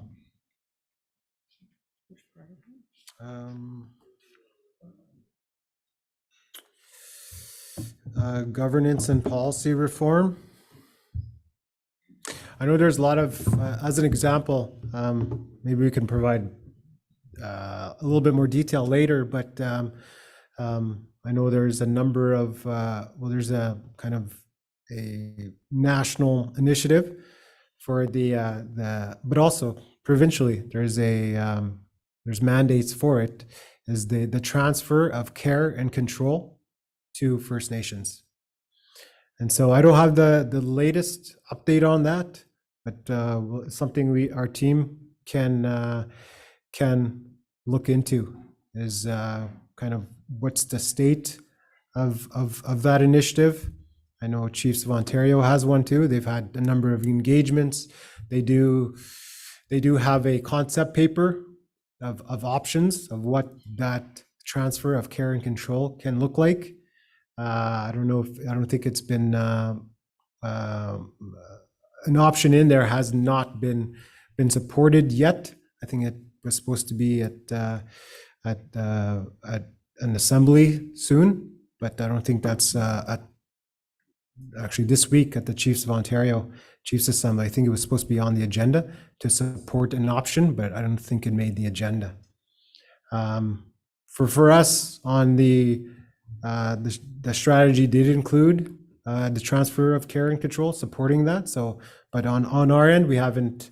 We've been been part of those discussions, but yeah, on our end, we haven't had worked on that specific item just yet. I think we can get one more question if there is, just due to the time. Okay, good morning, Ernest Queequesh, North Scarborough First Nation. I think he had one. I just want to say thank you to the chiefs and workers and the drums and the elder that did the prayer in the land. The housing strategy is interesting to listen to in the plan, but I just want to say, the First Nations, I'm a band counselor, by the way, head counselor, and I have my elder counselor here, Jerry Queequesh. In my own community's experience, yes, we have some success in applying for rapid housing and extra housing in my community. So that's the good part, but what we face is a wall of another expenditure that the First Nation has to spend on is site preparation. That's a big void that we have in our community. like there's a lot of factors associated with that. Like at this time, we are running out of space, dry land. Now we're starting to go into muskeg wet areas, and the government, IC, doesn't have any funding, doesn't provide funding for that. And we have to pursue and lobby the government to fund, to do a proper site preparation. If we do not do site preparation and we build these homes the way they are designed now, like they're gonna bound to fail in several years. So with our tech units, we have to excavate the peat moss right down to the silt and backfill with aggregate that we have to haul. Even that aggregate in our reserve is running out, and we have to go further and further out to get the right type of material that is required to build a stable home, stable house. So all these factors take into play, and they cost money to do this, and the First Nations don't have funds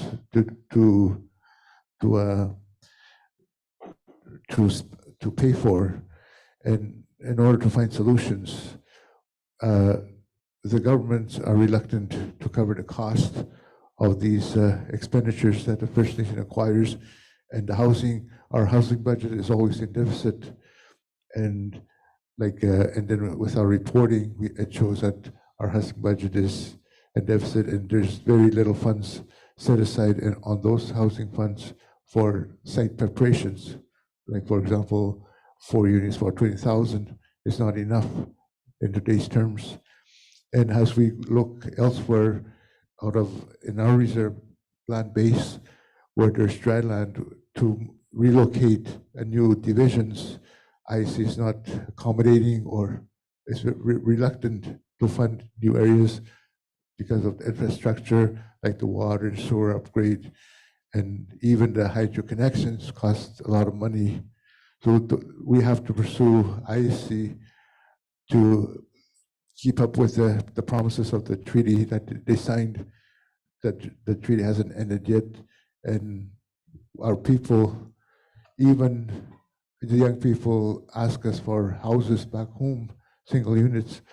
I got a message over the weekend, a young man looking for a home, and is willing. Young people are willing to pay to have their homes built for them, and we've been struggling in our office day in, day out, as calls come in, letters come into our office looking for accommodations. And that's one of the big factors is, yes, we might be successful in acquiring the homes, but it's just the site preparations. That's where we have no funding to do a proper site preparations. Thank you. Be good. No, yeah, thank you for those comments. We hear those quite a bit. We heard those through our engagements, the challenges of funding and the lack of housing and the lack of related infrastructure, and like you said, the requests from youth for houses from them. So something I agree with for sure, but I think you wanted to, Sheila will provide some comments there too. I think that's one of the key reasons why in the immediate needs, we paired together the need for homes and the need for infrastructure, and highlighting the lack of sites that is left. And that's also what's driving the true cost of housing project, is that anyone that's filled out a Section 95 application will see that there's amounts for Ontario, and then there's amounts for other regions that are significantly higher. And that's to actually provide the true cost of actually what it takes to build a quality home in the North, including the site preparation, including all of those different pieces to give a fulsome picture and better materials for leadership to advocate with. Again, I'd love to be able to change it immediately, it's not something that I necessarily have the power to do, but we can give as much information to people to argue for those pieces. It hasn't been presented necessarily that way, but for leadership to advocate for funding to be thought of holistically of housing and infrastructure together, because right now they're decoupled. And I know that that's one of our key recommendations that leadership moves forward in, is to advocate for those two things together, because we have heard many times that that is the case. And that's also why in immediate needs, when they say immediate needs for houses, we're saying, well, you have to have infrastructure as well, because it's so important. And you can't build a house with no infrastructure sort of attached to no systems, and you don't want empty lots with no house on them as well. So that's what we've tried to guide the work from hearing that a lot within communities, and provide information to people to be able to advocate for them.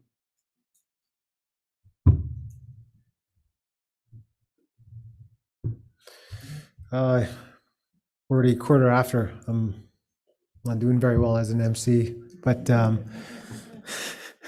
I think that's it for questions. Thank you. I did see someone's hand up over there, but maybe I'll just go talk to them after and then get their question from them. But yeah, thank you for that. Thanks for listening. Thanks for those questions. Just moving forward on the agenda, lunch is here. But we also have a lunch presentation. We'll have to start that at 12:30. So if you want to take some time there to get some food, and we'll start with Wacotwin's presentation. It's about a 30-minute presentation. So thank you again. Two housekeeping pieces. If there is a chance that you have triple parked your car, apparently out in the parking lot, there is 3 layers deep of cars. So maybe consider where you have parked. If you're behind somebody else and blocking them in, there's people, a whole center row of cars that's currently blocked in. And the other thing is the discussion with the housing strategy, this is definitely not over. We're continuing with that, and the workshops over the next couple of days will help unpack these, and hopefully we'll take into account the comments and questions that you've had as well, and over the years to come. Thanks so much. So if you've triple parked your car, please consider letting that person out.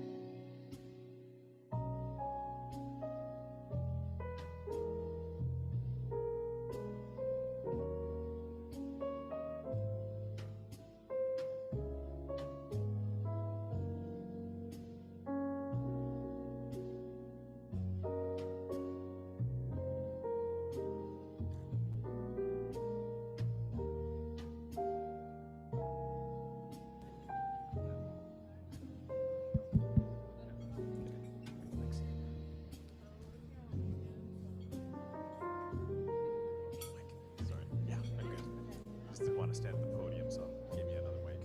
Great, thanks so much, Aaron.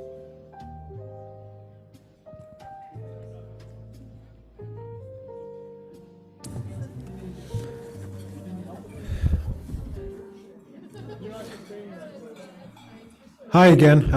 So sorry to interrupt your lunch. I know we packed the schedule for the next 2 days, but we're going to have a lunch presentation by Wokotowin Development, and Shaw and David. I think David's joining us. Okay, you can't make it, right? Okay, so we're going to have Shaw present, and so this group is doing some amazing work supporting and representing housing needs of Chapleau Cree First Nation, Nishnawbe Cree First Nation, Brunswick House First Nation, as well, excuse me, and other First Nations. So it's important that we highlight the ongoing work of NAN First Nations in addressing their housing needs and present the solutions that are leading the work towards improving housing in the communities.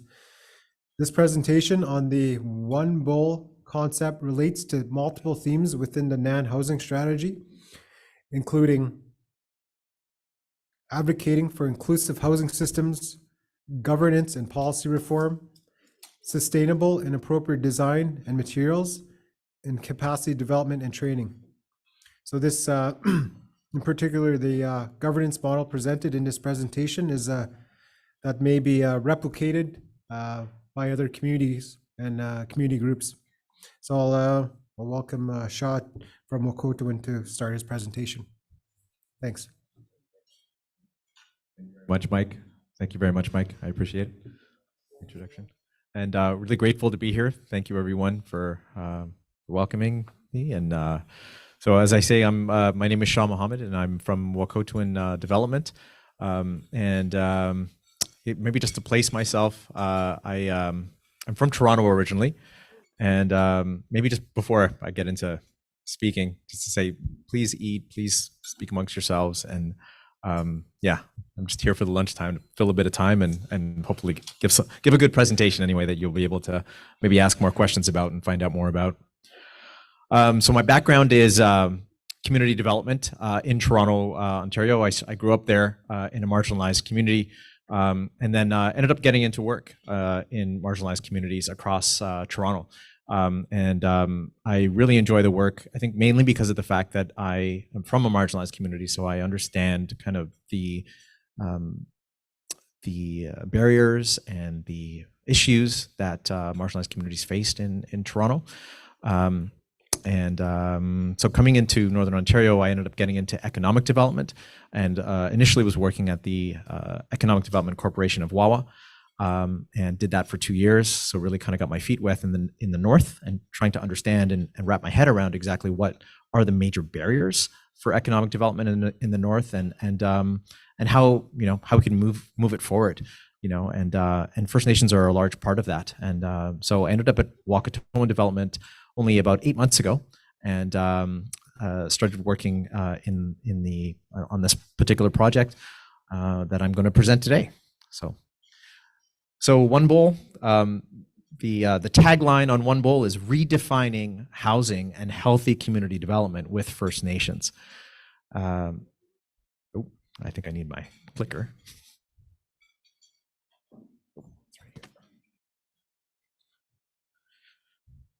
So here's a grounding slide. And the grounding slide says, the time is now to empower the emerging Indigenous economy. And it's grounded in a lady by the name of Carol Ann Hilton, who wrote a book called Indigenomics. You may have heard of it. And it essentially states that, It essentially states that the current economy for Indigenous peoples across Canada is somewhere in the order of $32 billion right now. And it's estimated that the value of that can go to $100 billion in about 5 years if we get the policy right, and if we start working together, government and First Nations start working together. And it's really informed by these 4 items here: the changing legal environment, of which there's over 240 cases that have been won in favor of First Nations that are really shifting the legal landscape.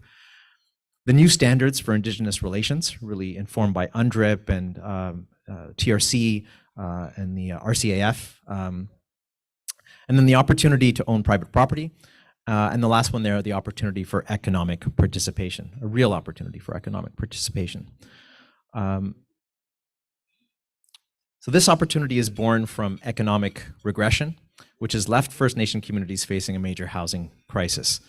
So I think we can all agree that if First Nations were included in the economics of the country, then we wouldn't be facing this housing crisis, because the First Nations would have been adequately resourced to be able to address the needs of their growing communities. As Mike had mentioned earlier, Mike and Leah had mentioned earlier, the report, across Canada, $59.4 billion is what's required for the existing housing stock as well as new housing stock.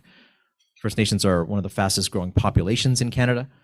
And so this number is massive. It's $59.4 billion. And we can understand that is not going to be satisfied by government coming to the table with $59.4 billion.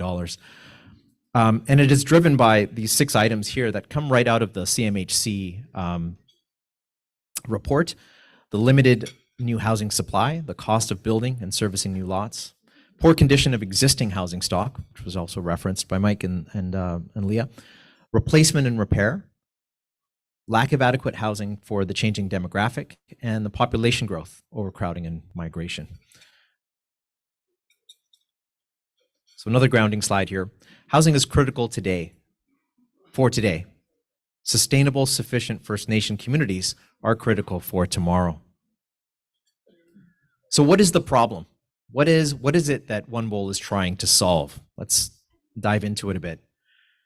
The problem is that current initiatives are not proactive in integrating and engaging in an integrated and engaging approach to solve the housing crisis with First Nation communities.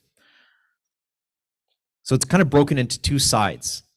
We have economic leakage and empowerment, where the existing practices for funding and fulfilling the supply chain do not permit autonomy, stop economic leakage, or empower communities to build internal capacity.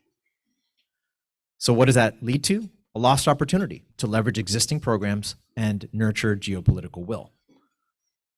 On the other side, we have sustainability and the supply chain, where there is not enough infrastructure, homes, and skilled workers in Northern Ontario to fulfill and maintain rural and remote supply chain demands, which perpetuates systemic challenges. What's the outcome? Lost opportunity to create equitable housing and foster self-sufficiency. Grounding slide again. This is a moment of power for Indigenous communities to build progressive, long-term solutions that embrace culture, health, and stewardship. So what's the solution that One Bowl is proposing? A collaborative First Nations, not-for-profit social enterprise focused on building healthy and sustainable First Nation communities. And it has 3 main pillars. The economic participation is one, where we identify and support opportunities for Indigenous ownership, land, and relational stewardship, which drives entrepreneurship, governance, and geopolitical will. The actual housing supply chain itself, which redefines First Nation housing as an equitable and culturally appropriate, through innovation and partnerships, which drives strategic partnerships, funding opportunities, planned and controlled costs. Then the last one, which is education and training. Local education, training, and employment to build capacity and self-sufficiency. So we increase the labor pool, contributing to communities directly, and engaged employees. So we are One Bowl. Our approach is founded in a cultural belief with a modern adaptation. Indigenous and non-Indigenous people can thrive together, sharing the resources of the land. And these icons here, the we have, we need, and we get, are referenced in this chart here. So you can see at the top is a manufacturing facility. So as I've mentioned, One Bowl is a not-for-profit corporate entity. And the idea is that as a not-for-profit, you can participate in the economy in ways that a standard corporate entity cannot. Owning a manufacturing facility to actually produce homes, create training and employment, the on-site home assembly, training and skills development, which would happen in communities directly and build out entrepreneurial endeavors. It generates culturally appropriate housing, geographically appropriate housing, and equitable and for flexible family needs. And that comes back to the inclusive piece from the NAN housing strategy. Community engagement, connectedness, and well-being becomes one of the outcomes. And it's drawn kind of from this side, which we have abundant local resources, a harvesting company, and other harvesting companies that are Indigenous owned across Canada, but specifically speaking in Ontario, and specifically for Wakatoan, processing plant at the Hornpain Lumber LP, Indigenous ownership and local employment. So we're trying to engage in the economic cycle, which is the circular economy is the name of this. And in the middle, of course, through strategic partnerships, One Bowl will build a housing supply chain that will stimulate economic participation, education, and employment to create health and self-sufficiency within First Nation communities.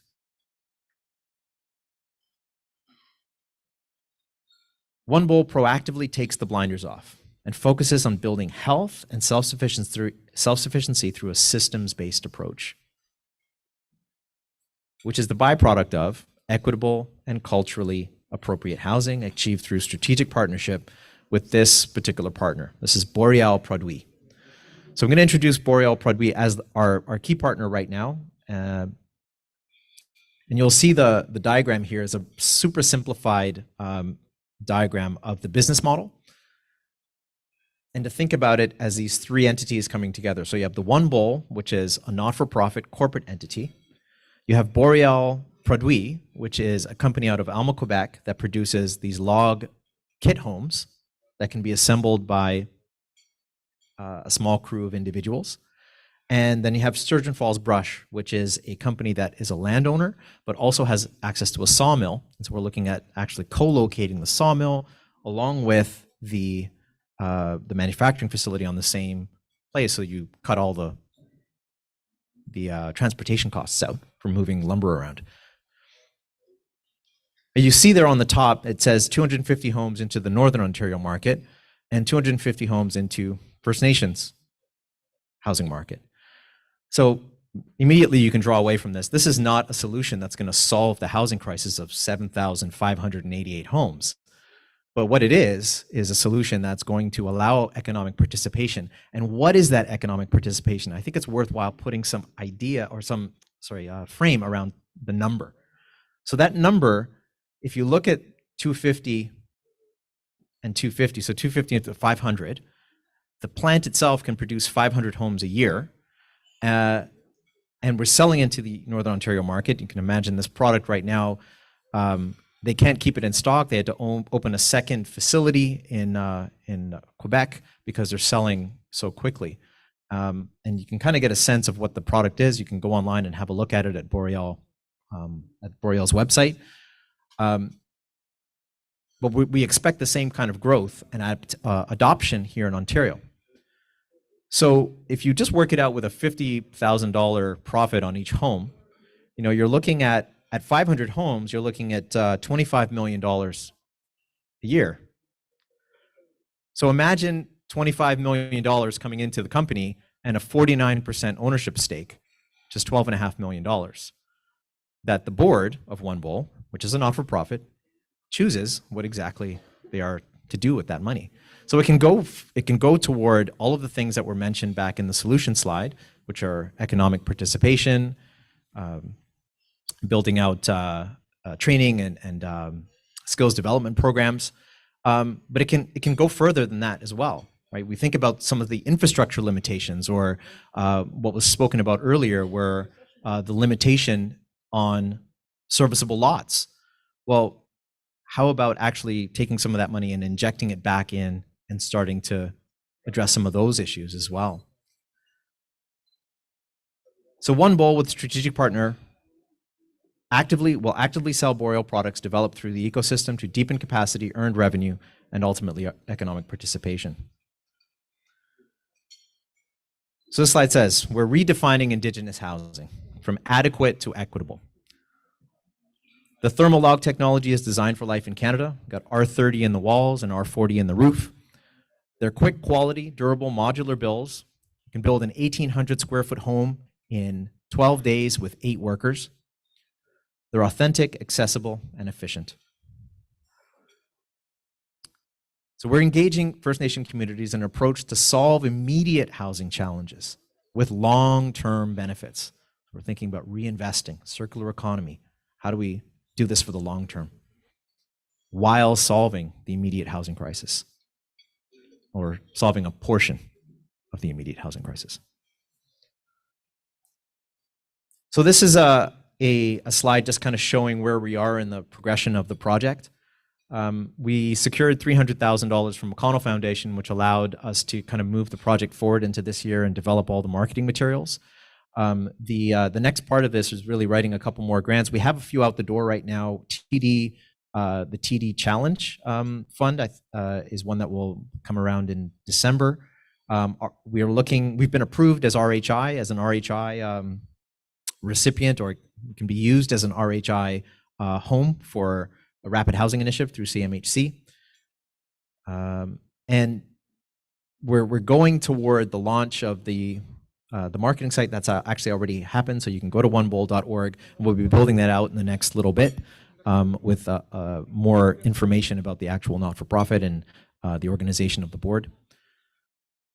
We're driving toward this economic participation, so the hard launch of One Bowl into Q1 of 2023. And then the education and training pieces will kind of come around as we start to build homes in communities. So the first home is slated to go into Brunswick House in the spring of next year. We've got another 3 that have been identified for Chapleau Cree First Nation for one of the projects that they're working on. And we're looking to continue that growth of selling the homes and building out the local capacity to build those homes in community. You'll see down toward the end on that side that the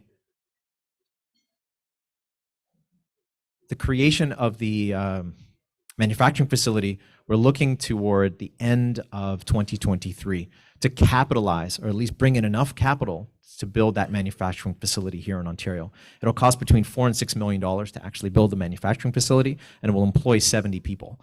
And it will be located somewhere along the Highway 17 corridor.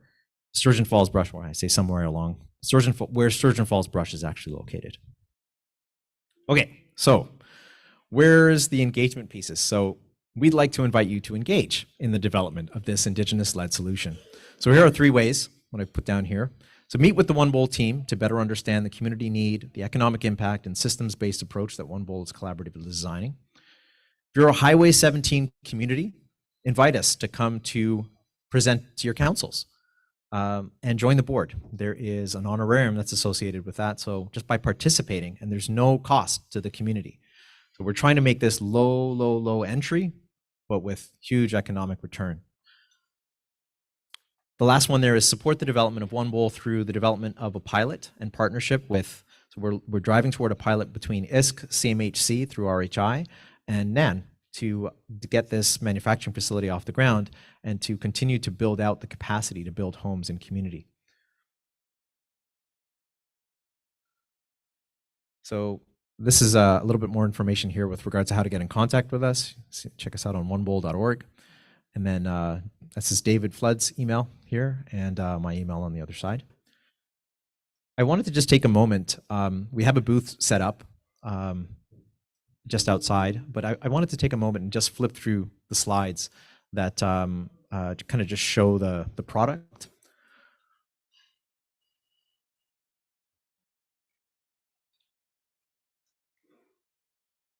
How am I doing on time? 10-2, okay. Okay, so this is the thermal log. So we're just diving into the product for a second here. This is an R30 product in the wall, R40 in the roof. Easy to transport. You can fit an 1,800 square foot home on the back of 2 trucks and drive it anywhere. And that includes across an ice bridge.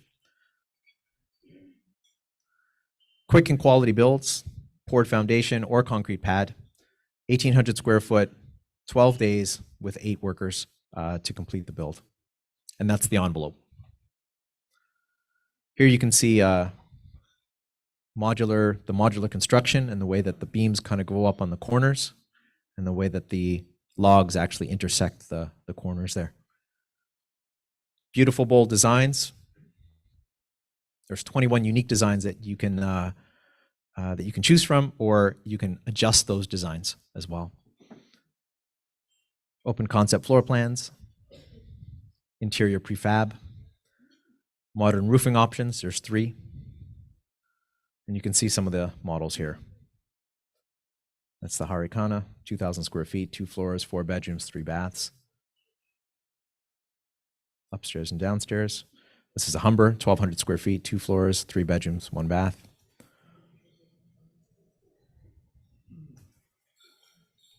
There's an Albany, 1,200 square feet. And the layout of that one. And the Rupert. This is an 800 square foot home, much smaller, 2 floors, 2 bedroom, 1 bath.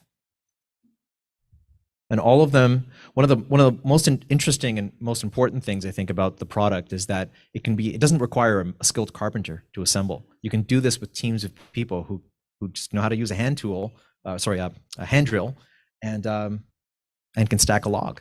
And the logs come as long as 10 feet, and it's just a matter of moving the logs and onto the pad and starting to stack them up like Lego. The roofing system's a little bit more tricky, but something that can be easily learned. You don't need to be a skilled carpenter to actually put one of these together. And that's the way that they're actually sold. In Quebec, they're sold as kit homes, and they're purchased by individuals who just want to build their own. Okay, I think that's it for me. Thank you so much for your time and attention. If you want to check us out, please check out the website, onebowl.org, or come see us, or see me, at the booth just in the main lobby.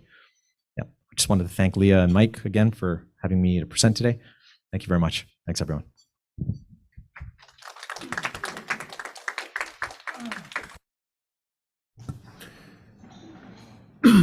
Thank you, Shaw, for that. I don't know if there's any questions, but like Shaw said, they have a booth here. So if there's any questions, I'm sure they could answer it.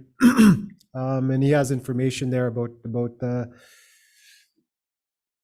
their group and their products. So thank you again.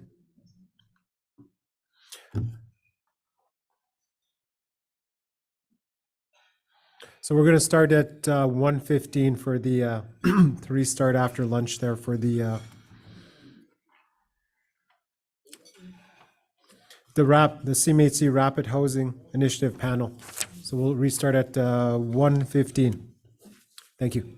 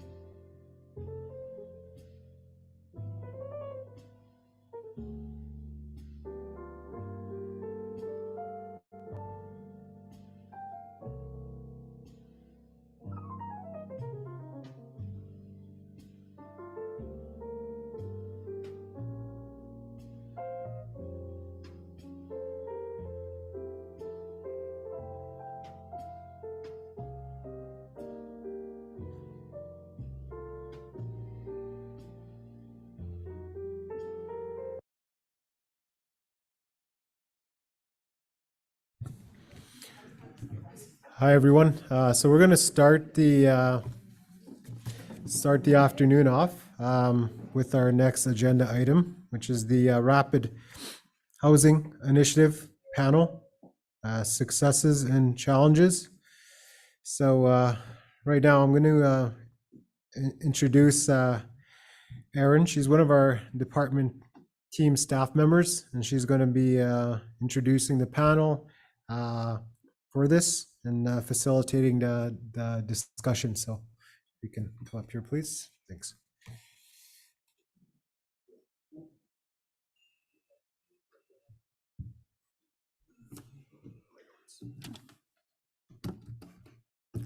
Hey, good afternoon, everyone. As Mike mentioned, my name's Erin Meller. I'm a project coordinator here in the Infrastructure and Housing Department. I've worked with NAN for about 2.5 years now, and I've been working on the NAN housing strategy since the first day I started. So it's really nice to be here and be presenting the strategy to everyone. So I'd like to invite our panelists to come up and join us at the front stage here. So I'm looking for Chief Cam, Ron, Dolly, and Mervin, if you can join us on stage.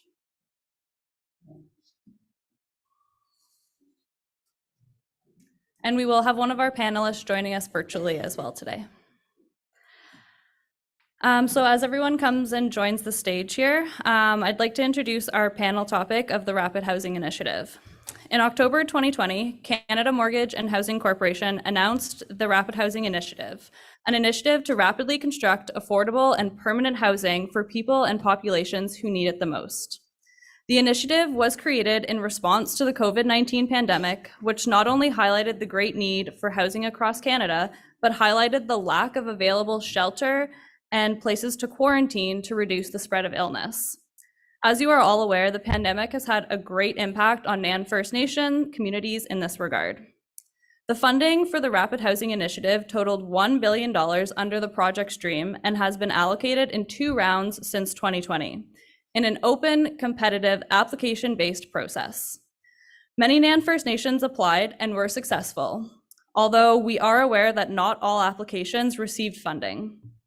In Budget 2022, the government announced that there would be an additional $1.5 billion over 2 years to extend the RHI Rapid Housing Initiative, although we do not know the details of that at this time.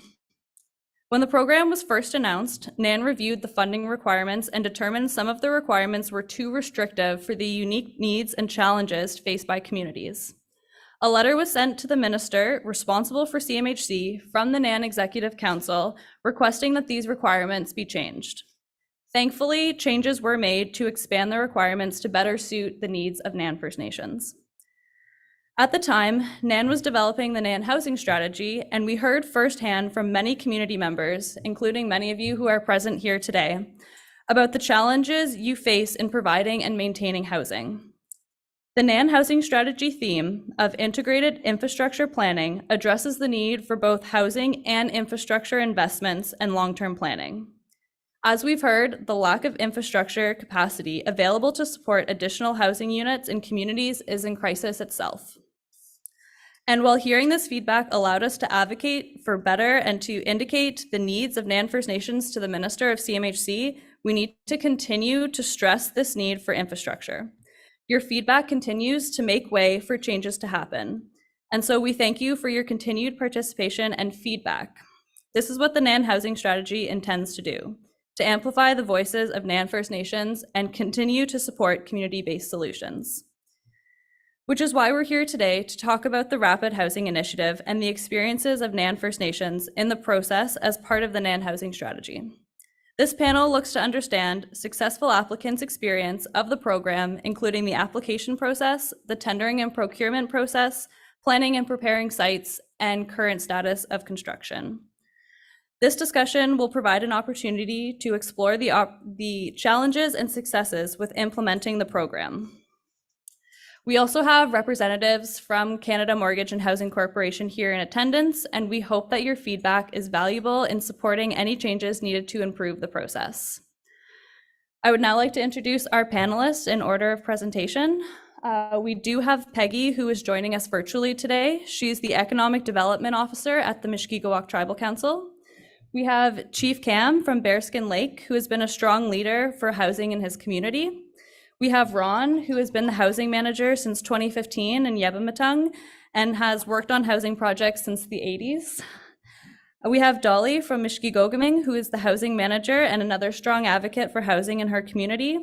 And we also have Mervyn, who works at the KO Tribal Council, who is a special projects advisor and has worked with CMHC in the Indigenous Housing Solutions. So each panelist will have 10 minutes to present their project under RHI and talk about their experiences. We'll follow up the presentations with a panel discussion led by our project partner, Jeff Herskovitz from Together Design Labs. We'll alert you when your 10-minute mark has ended, and we will begin. So I'll pass it off to Peggy, who should be joining us virtually.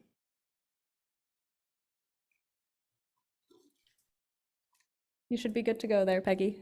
Yes, awesome. Thank you. So just a note, I'm the Economic Development Officer for Chapel Cree First Nation. Our tribal council is Mushkegowuk Council, but I'm not employed by Mushkegowuk. I'm employed with Chapel Cree First Nation. So I have a PowerPoint that I'd like to share with you about our about our RHI project, and then get into a bit of a discussion about the project itself and our experience with it. So let's just see. I have everything loaded, and let's just see if it's going to work for us. Can you see my screen?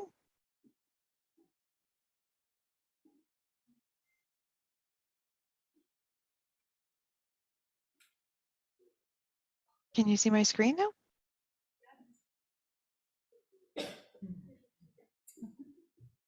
Yes, Peggy, we can see the screen.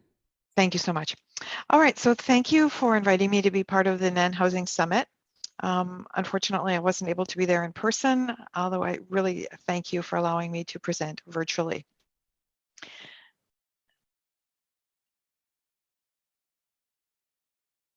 So here you'll see our site clearing and site prep slide. Due to the requirements for the minimum of 5 units, we had only one area that was large enough to accommodate the 2 triplexes, so we had five lots. So we had to adjust to the conditions and allow for challenges that we had on the site from rock and water. And you'll see that a little bit further as we go through. So here you see our footing preparation. We have 2 triplexes that went up with 3 units in each triplex. So this process was completed rapidly, as most segments were. The biggest challenge for us with this particular location is keeping the site dry and free from water pools in order to be able to get the concrete poured. So we hit bedrock on both of our sites, so we had to adjust our foundations and we had to reinforce with additional rebar to ensure the stability. We had the added challenge of external stairwells from the full basements, which meant a whole new challenge with frost wall depths and adjustments in this area. And as you can see from the pictures, we had ongoing water issues. So these are just a couple of examples of our soil conditions and our challenges that we faced again and again and again.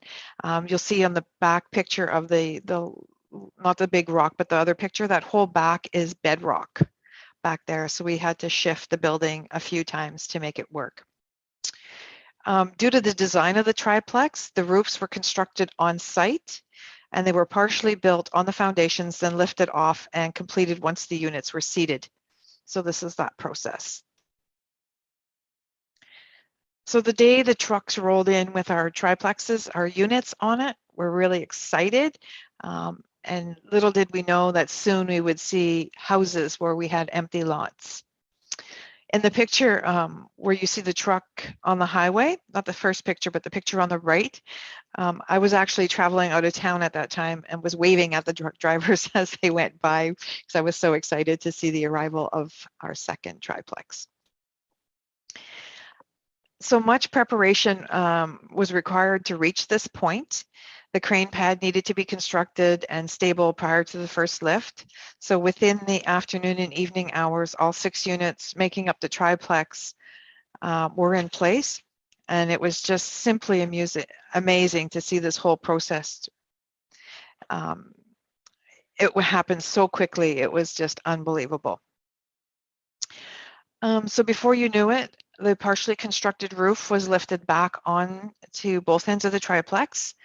And believe you me, I was holding my breath all the way through because I was scared that it was going to fall apart. But it was built strong and it stayed together. So the construction of the roofs continued.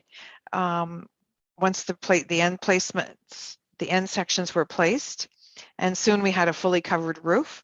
This didn't happen the same day, mind you. It was the following day, but in the interim, each unit had a waterproof membrane that protected the unit itself from any damage. And then there was a number of tarps included in the units if they were required. So it was great peace of mind. In my house and in my growing up, my mom always said the kitchen was the heart of the home. So here's a few pictures of some of the kitchens in the units. When we did the planning of the unit, I personalized each unit with unique flooring, colors, cupboards, styles, things like that to give it its own unique look. Here's a few more pictures of the inside. So our basements are unfinished right now. They're just wrapped. They have a a wrap with a vapor barrier on it. Some more pictures of the rooms, the stairwell, our back decks that are on each, and our little bathroom, which is a fairly decent size for units of this size. So this is triplex A. So this is 3 two-bedroom units. On these, we have a full basement, a back and front covered porch, and a covered basement stairwell. As I mentioned, we had some challenges with the stairwell, the basement stairwells, and we were going to have more challenges with it, with the snow collecting down in there, and we didn't want to have any flooding, so we actually built a little roof over each of the stairs. This is our triplex B. As you can see, it's almost finished. They were just finalizing our weeping tile when this picture was put in. But these two end units are 3-bedroom units, and then the center unit is a 2-bedroom unit, all of which still have a full basement. The front has the 2-bedroom unit has the covered deck in the front and in the back, whereas the 2 3-bedroom units just have the deck out the back and then covered stairwells. So this is an overview of the project. So you can see on triplex B, which is on the left of your screen, there's a lot of rocky outcroppings at the back. That's actually where the building was supposed to be situated, but because we hit bedrock and bedrock and bedrock, we had to keep moving the units forward. Likewise with the one on the right-hand side, it was moved forward. The big section that you see that's nice and flat at the side and at the back, that's our septic system. And so we had some challenges trying to get that septic system in as well.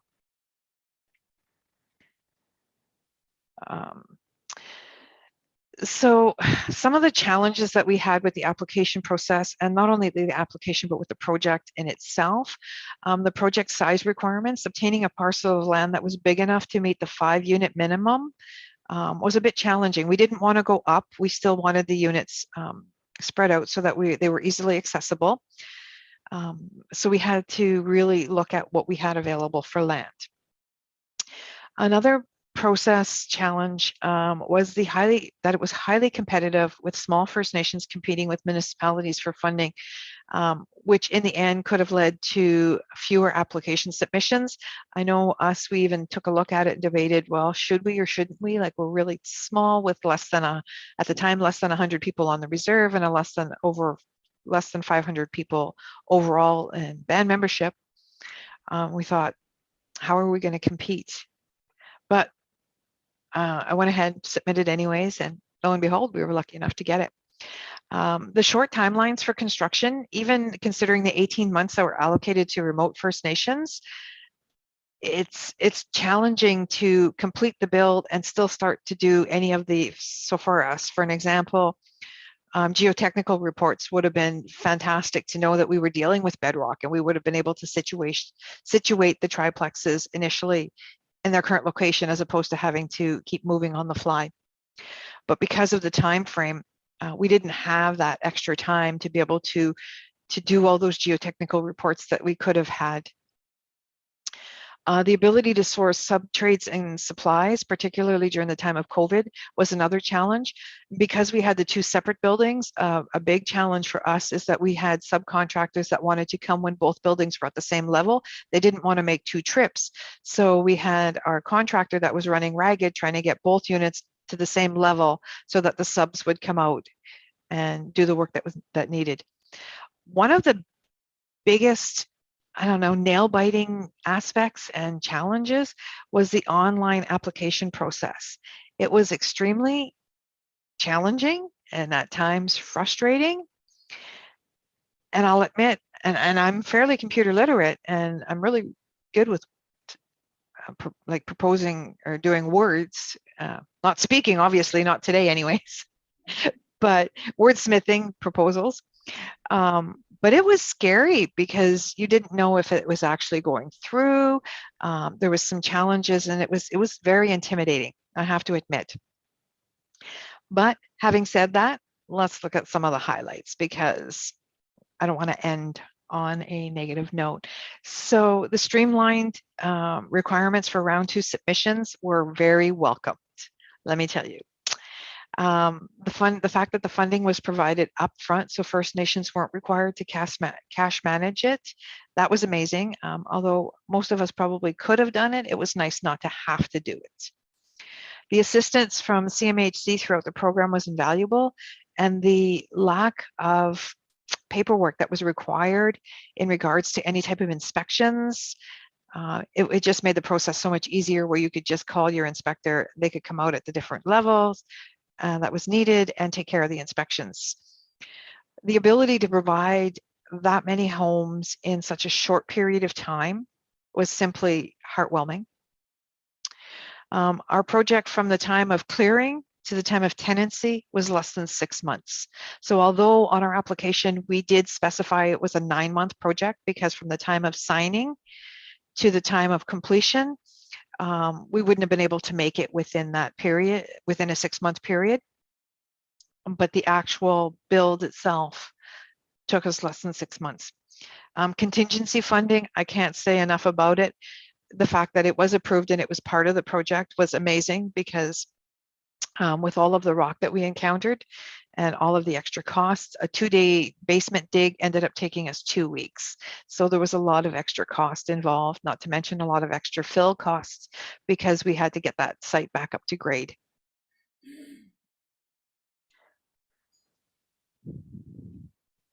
And that's it. That's all I have. Thank you for allowing me to speak to you.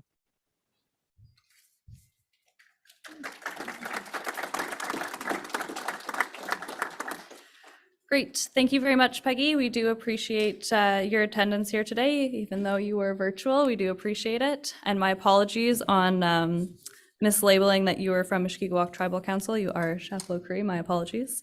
So next up, we have Chief Cam, who will give an overview of his RHI projects. This mic should be working, right? Right? Yeah. So I guess I got 10 minutes, so I'll make it short and sweet, and try to be clear and concise what we went through here. My name is Chief Lefty Kamanwadwan, and I'm from Burskin Lake. My community was successful in, with our application to SMAC to receive housing. And we did receive 30 units, which is 30 houses last year. But according to that slides there, that doesn't mean our first application was denied, because due to insufficient information, it was incomplete. But okay, what do I press here?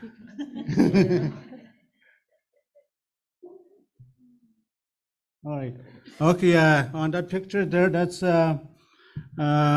in last year, when we received approval that we got the housing with 30 units, it was on November 29, which is this time of the year.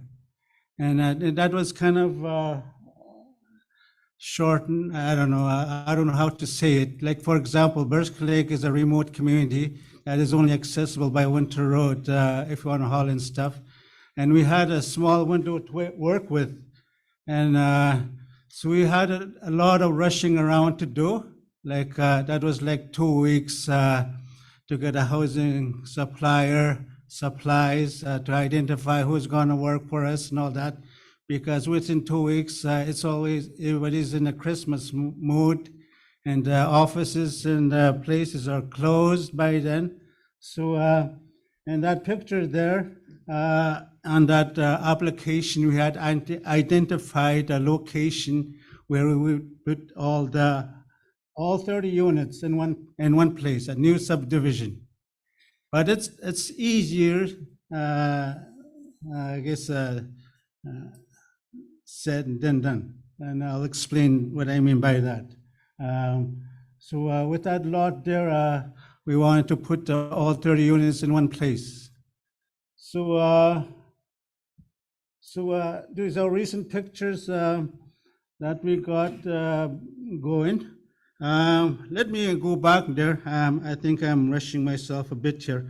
With those 30 units, we have 18 3-bedroom units and 12 2-bedroom. So once we go to the nitty gritty, I guess our first winter road haul came in on third week of January of this year. So as you can see, we were so rushed, to get things rolling. According to this contract that we had received with our funding, all the houses, 30 units, would be done within March 2023, which is in 4 months from now. So as today, right now, we've got 10 houses that are already hooked up to hydro. Let me briefly explain what we encountered with that 30 subdivision unit that we had identified and allocated. We found out during the spring thaw that the lots that we wanted to put the houses on weren't suitable for houses, due to the spring thaw, the ground was wet, muddy. We have to build a new road, new lots. It is a whole new construction on a whole new level. And it was a good learning experience for us. It's easier for us, I guess, for me to say I wanted 30 houses right here, right now. And building them on a suitable location is another story. So, and I think with the assistance of Windigo Technical Unit, that's why we're able to get these units in place. So, okay, what's happening now? Anyways, there's some just pictures there that I'm just sharing. I guess I'm just repeating. Okay, on these insights, I think once the houses are up, constructed, it's really important to work closely with hydro because of inside work, especially with drywalling. Like they need heat, when they do inside work, they do need heat. And I think when I said that the 10 houses are already hooked up, those are the ones that the contractors are already working on, like doing the drywall work inside. So hopefully, if we are successful in completing the insides of these houses, the tenants will be able to move into these houses before Christmas. That would be great for the families that will be that will be living in here. Because like any other community in the north, we do face homelessness, overcrowding, and poor living conditions for our people, especially with young families, young children and infants, elderly and the sickly. And that's and even these disabilities, those that are living with disabilities. So these are the ones that are on our priority list that that we want to move them into these houses. So and that will be a good for them if they do move in before Christmas. And like I said before, I think according to this contract that we had received from CMHC, that we have to be complete, like these houses has to be completed by March of next year, and whereas they would be occupied, and I think this is a good learning experience for us, for me anyways. Like a lot of things popped up, like 30 units. For my community, we learned that our hydro usage would be maxed out too. So that was another issue that we had dealt with. So we talked with Hydro One, and there was a thing called a Viper switch, they call it. And I don't know, I'm not a technician or anything or an engineer, but that will help us a bit to provide electricity to these houses. To Wati project, I don't know, I saw most of you have heard of Watinganya project, that transmission line that's going up north. We are to be connected to that system there next year in July. So during that process, I know there's a lot of other houses and other than these 30 units that are still not hooked up. But we want to hook up these residences first because families really need these houses. Like I say before, homelessness is a real issue in our communities. So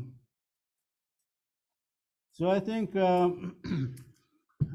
with like I said, when we had a rush around, like that where we had identified a location where we would build that subdivision for 30 units, we had to run around for other lots in the community, like in the community, those that were available and suitable where we can build these houses. And that's what we did. We managed to find 12 other lots in the community, and the remaining 18 houses in that new subdivision. So it was kind of a new curve, learning curve for us to address. So, and I think the other thing too is with this RHI project that we had, that we were working on right now is foundation. There is a discussion about housing foundation that is best suitable for a house. And we were looking at aggregate hauling, this gravel, where do we get it? So that was another big thing that we had come up with against. And I think we're kind of worked through that already. So all of the houses are now are up and constructed. The roofs are up, and in that process, we had to demolish some of the old houses in order to make space for these new units, and that's what we had to do. So that was basically it. So I think I don't know how much time I have. I think am I still good? Okay, all right. I think I'm pretty well done. So like I said before, it's not like I was surprised when we had this amount of houses that were approved in our community. When they asked me how many should we apply for, I said 30, and I just gave a random number because in my experience, I always go for the high number. Because when you get approved, the best you can receive when they approve you is usually about 25% what you ask for. And that application, that first application, that was denied. And the second application we submitted, they asked me again, how many houses do you want? I said 30. I said, let's just stick with our numbers here. I always say in my community, we have a housing crisis. So I was surprised that we got these houses. And that's not work of one man here, but it was a teamwork, a combined teamwork that as a result of this. Like I said, I mentioned before, Windigo First Nation Technical Unit helped us with our application. So I think that's all I have to say right now. Thank you very much.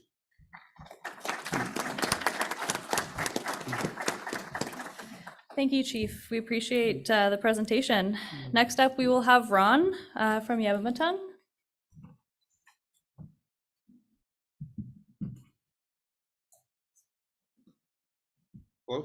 Hello? Bonjour, Watia, Nina, Ronald Misways, Disney Cats. I'm a tung donji.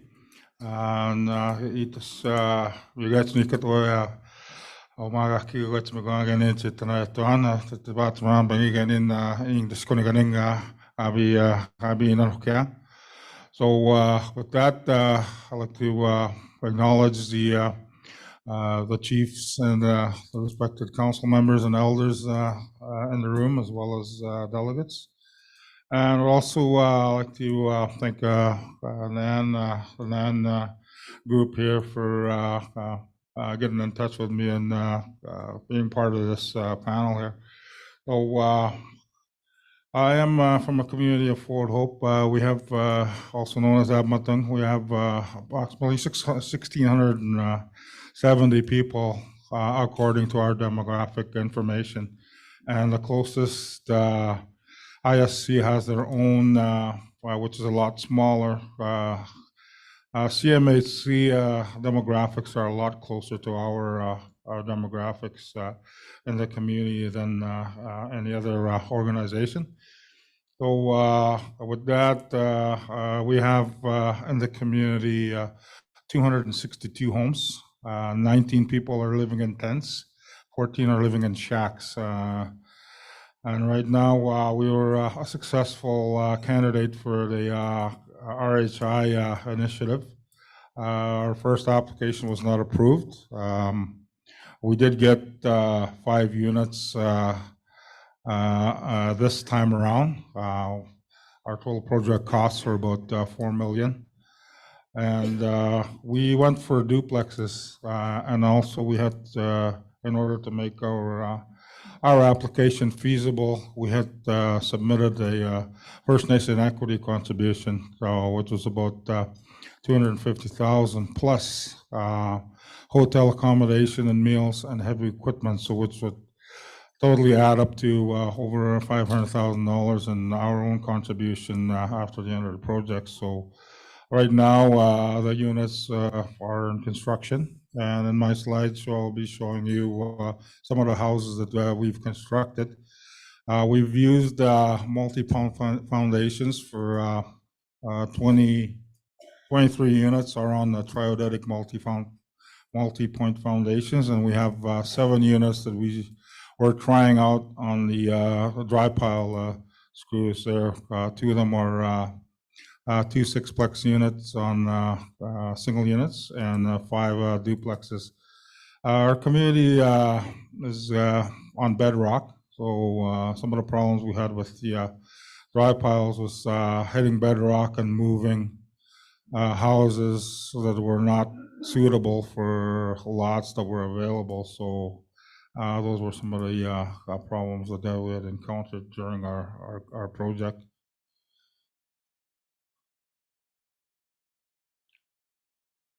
Okay, with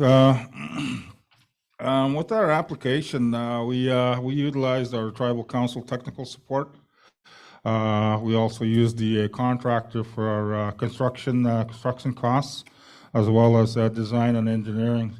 Some of the stuff that now that's giving us a problem is we do have floor plans and house designs. So ISC is now asking for stamped drawings and this is somewhat causing problems with our timeline with our application process. So those were some of the things that we were able to work with our tribal council with, as well as with the contractor. Obtaining material, we had to go through contractor, as well as identifying a contractor that was available. It so happened during the application process, we had a contractor in the community that had already dealt with the pandemic protocol. So we just went with that company out of Kitchener to assist with our projects, and we have the same contractor involved with planning and designing some of our units. So, which is actually something that we had undertaken previously through our housing needs assessment, where we had involved the community designing their own homes. With ISC protocols now, we're unable to utilize those homes that our community members designed because of the thing called stamp drawings.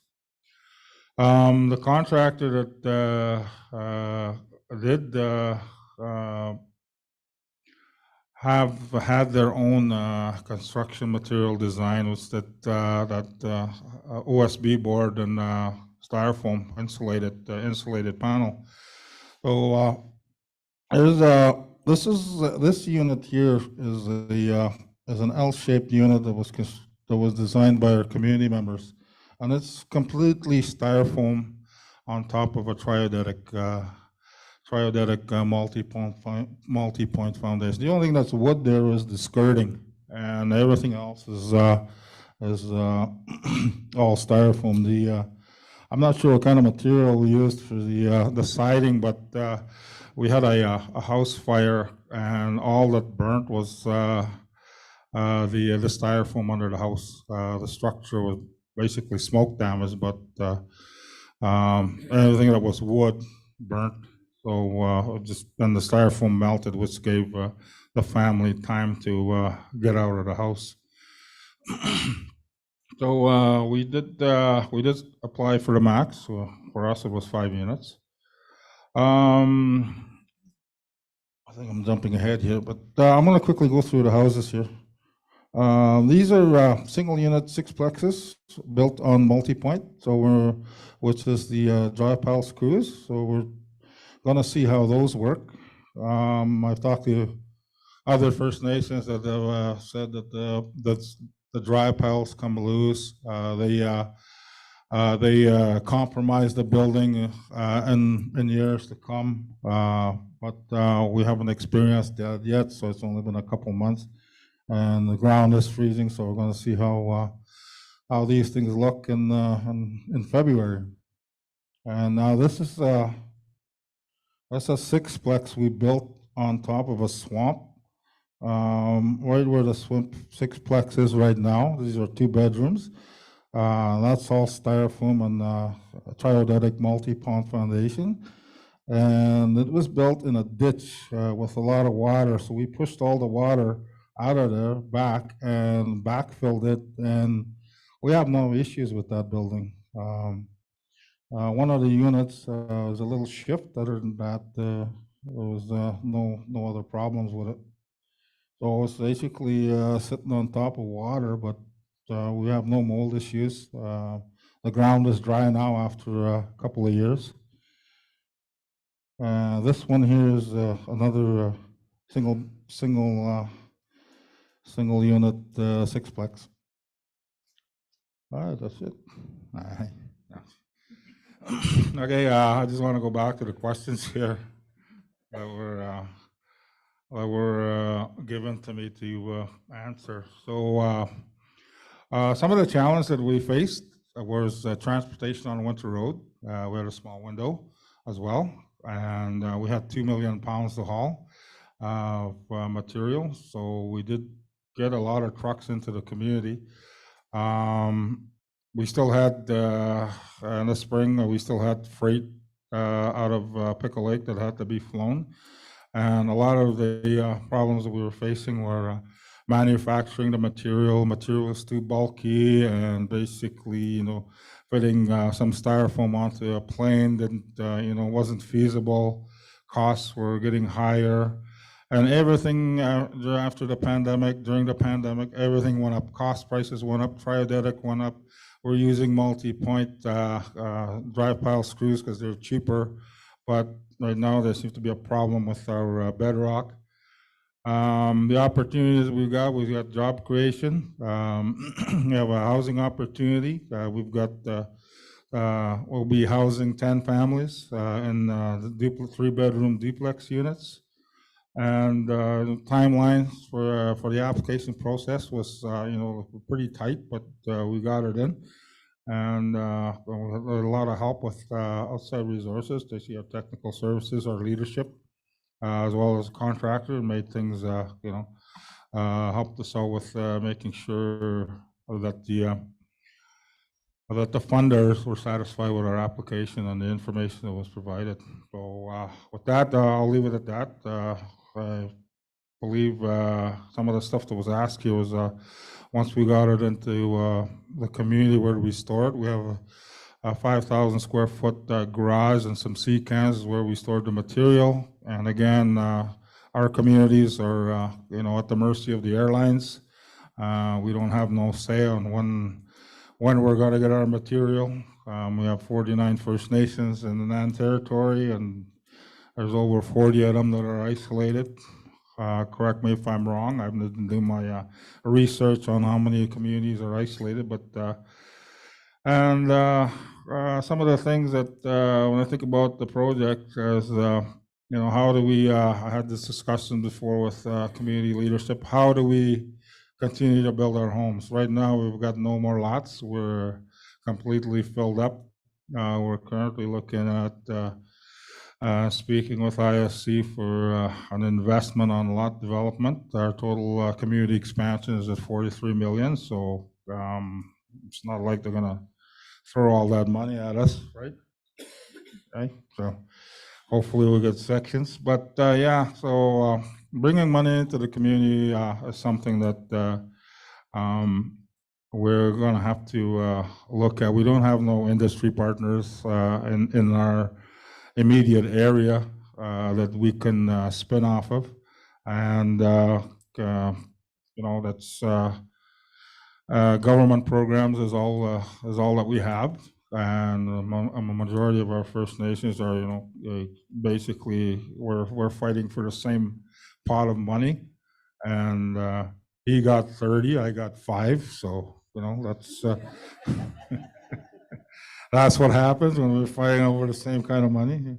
He speaks, he's a chief, I'm a coordinator, a manager, so. All right, thank you.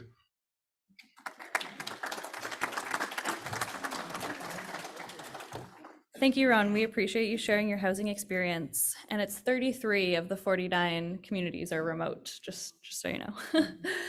Next up, we'll have Dolly from Mishkigoguming to share her experience.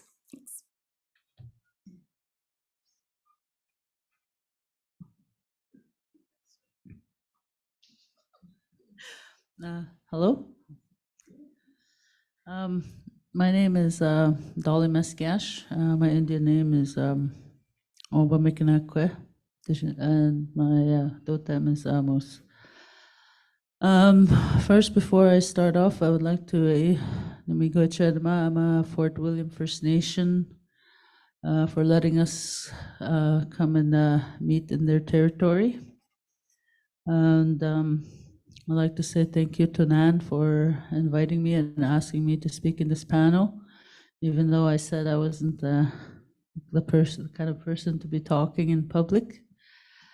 But I'm very grateful to be here to share my experiences as a housing manager for this rapid housing initiative, Kagi Samguk in Mishkigogma. I don't know how to operate this thing. We had applied for housing for this rapid housing initiative 2 years ago.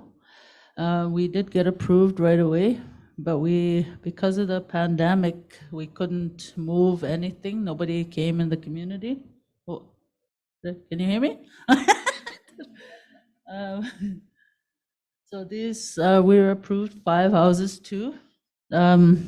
3 2-bedrooms and 2 1-bedrooms. There's already hydro and water in the homes. They were delivered by Grandier, and they were all put in one area, which is Sandy Road is the ones that we have available lots on. So this is the 1-bedroom. We were trying to find areas where we could eliminate our homelessness and overcrowding. So we are applying again, hopefully, and this is our 2-bedroom. I didn't really get into detail with all my housing things when Aaron called me. I was busy traveling. And this is the other 1-bedroom. The unit is heated with wood stove.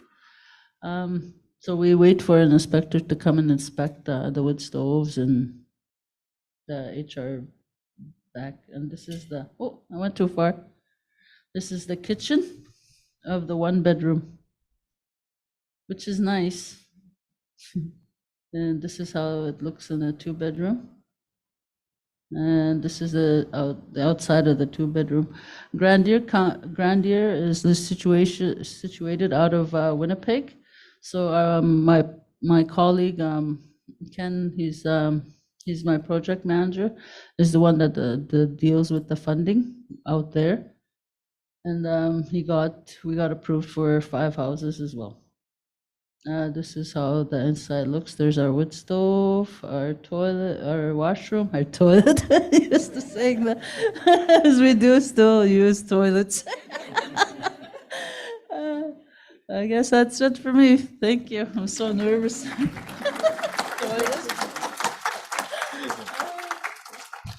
Thank you, Dolly. That was wonderful. If you could pass that to Mervin. Next up, we will have Mervin, who will share his experience. Thanks.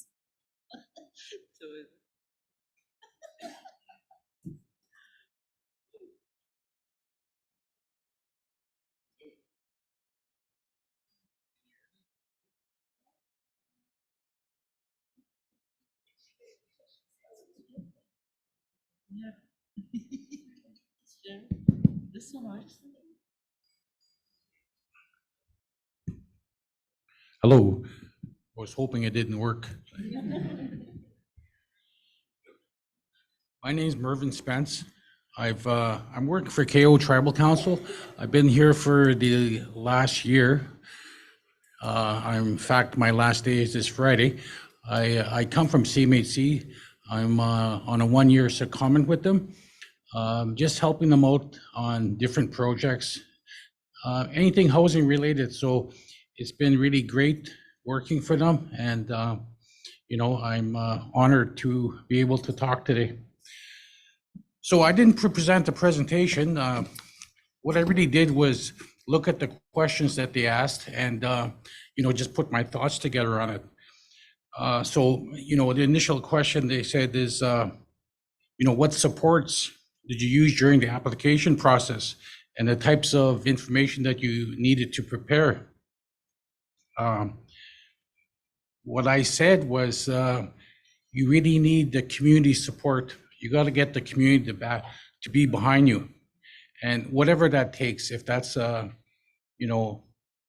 general meeting, get everyone together and just talk about housing, is a good start. So in terms of based on that, what are you going to build? Do you plan on building 1 bedroom, 2 bedroom?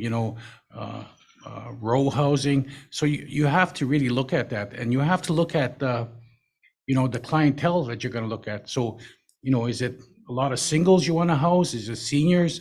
On the Rapid Housing Initiative, one of the items they had on there was, child and family. So you have to look at that too, because as part of that process, they scored it based on criteria like that. So look at the application and then try to put your information together so that you score higher.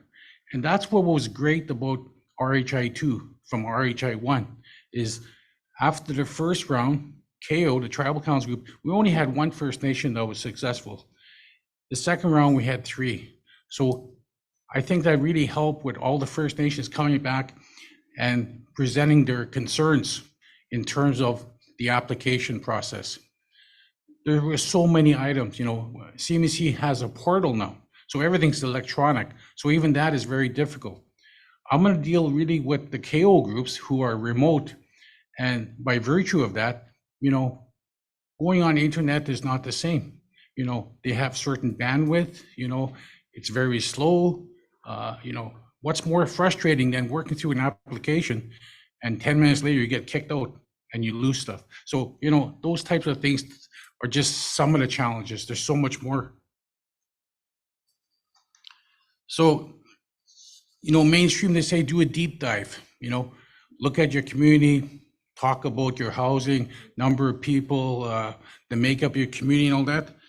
on the First Nation, just know your community, know what the needs are. And it's not just housing that affects it. You got to talk about the infrastructure. I think we mentioned here already your hydro might almost be maxed out. Your water and sewer might be maxed out. So those are types of considerations that you need to know. You build a house and then you can't hook it up because Hydro One says there's no power for that. I've seen that happen in the past. So those are the kind of things you really got to know your community, and you got to know not just the house, you got to know everything about housing that affects it. So once you know what you're looking for, well, you got to cost it out and everything else, and that includes your labor, and that includes your hydro, your sewer, your water. We talked about gravel and all that. The type of foundation you're going to use. So if you're not using screw piles, that you still need aggregate. You need gravel and all that. A lot of First Nations don't have that.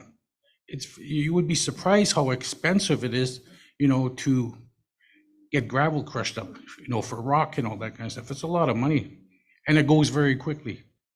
I've seen subdivisions like Bearskin here. You got a subdivision, we're good for 5 years. 1 year, it's gone. So again, there's such a great need besides housing. It's all the infrastructure that goes with it as well. The other one is you got to get trades up there. Well, then you need accommodations. And accommodations, well, you're trying to accommodate your own members right now. Never mind bringing in contractors, but you have to, because you do need trades. CMHC, ISC, they'll always say, end of the day, are they qualified? You got their certificate? Are they going to sign off? Those are things they're always looking for. In a lot of sense, this is not something that's every day to First Nations in the North. I've heard in the past, what do they call it? We're looking at lot identification. So usually, lot 1, lot 2, you get a map, that's where it is. When you're outside the community, well, they have, a lot more high tech in terms of, do you have staffing that works just in that field? Well, we're lucky if you have staffing that works in housing.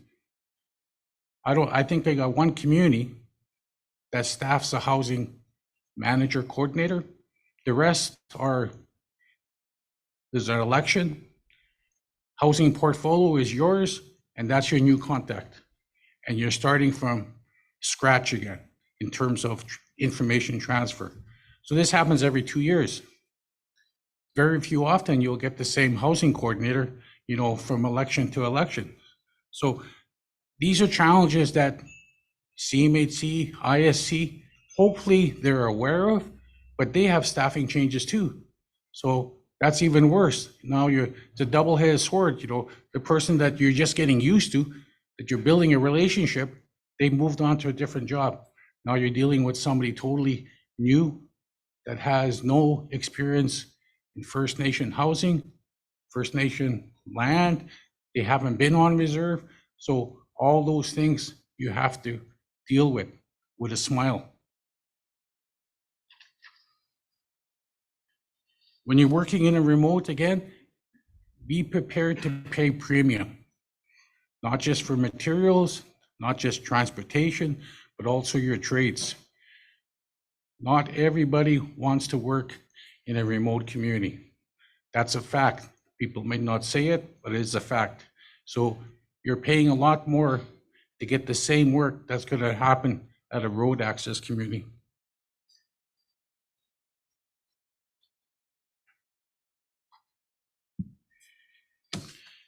And again, talking about, RHI, we got 1 and 2 done, and I believe there's 3 coming out. These applications are not the norm. These don't happen. This is not an annual, like CMHC has Section 95, where they have budget annually. These only come and go. So right now, there's going to be one more round of it. Take advantage of it. Start now, putting together what do you want to try to build. I think in the application process, there was a minimum of 5 units. That was the starting point. KO groups, they only asked for 3. They asked for 3 4-bedrooms for each of their communities. And there's a lot of reasons for that. You know, could be lack of service lots. It could be capacity at the time to build. You're building other projects at the same time.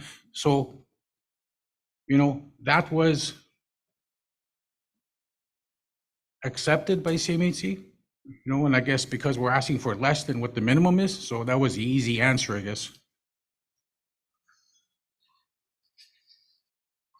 And again, the application process, they have this RHI guide, and the guide is really useful.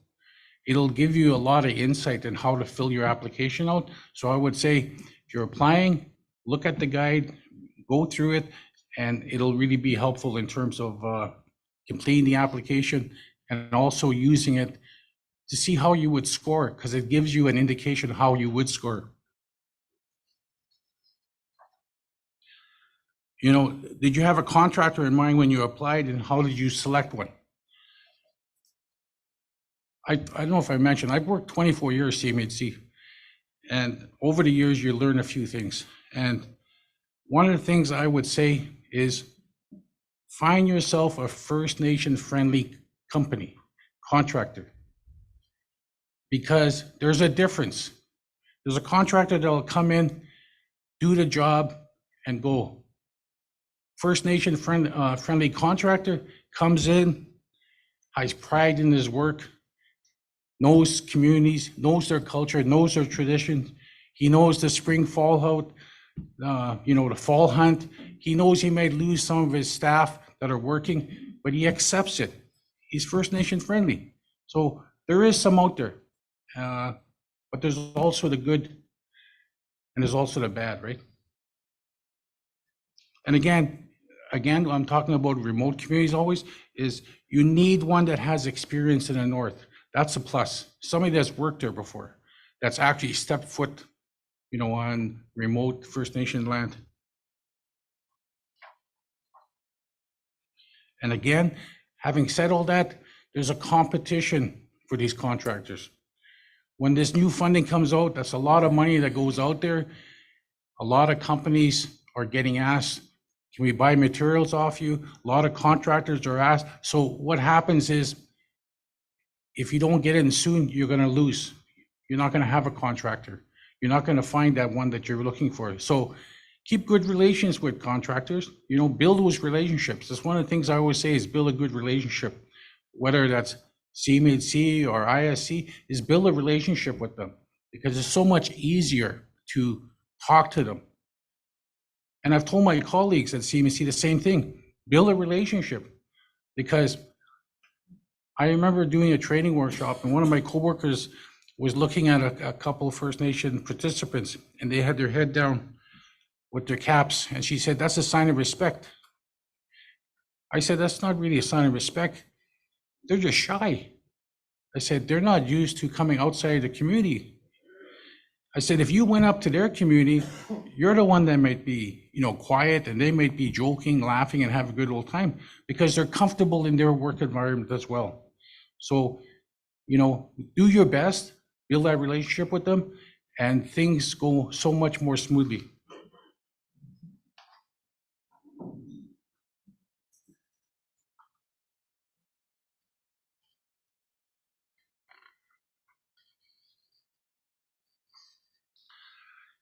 Again, I always, like I say, share information. They don't always know, funders don't always know what the First Nation challenges are.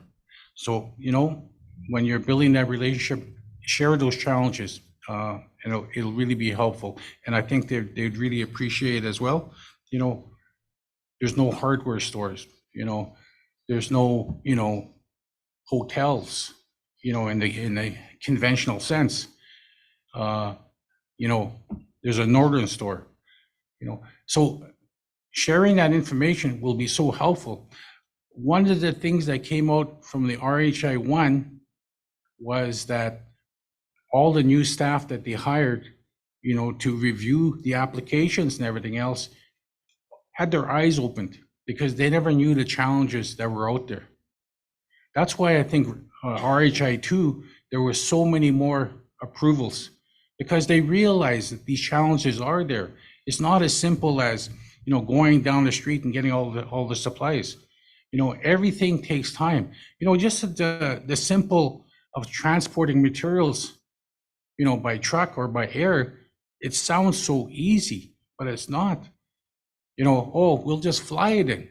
Well, how many planes do you think are out there? They're all booked. You know, you're lucky, you know, maybe a month down the road, okay, we'll take your stuff for you. So again, knowing all of the, you know, different components of trying to get transportation and getting supplies up there is not as easy as some people might think.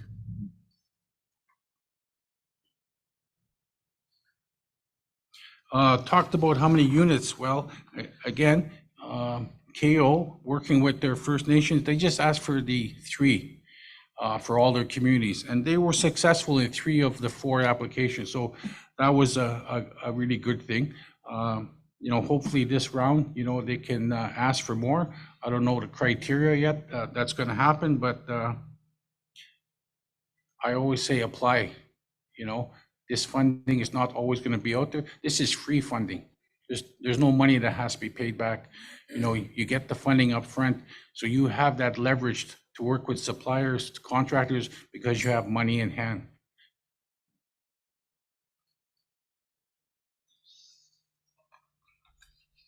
And they talk again, you know, once it gets up there, what do we do with it? You know, does everyone have storage facilities to put this? Some do, some don't.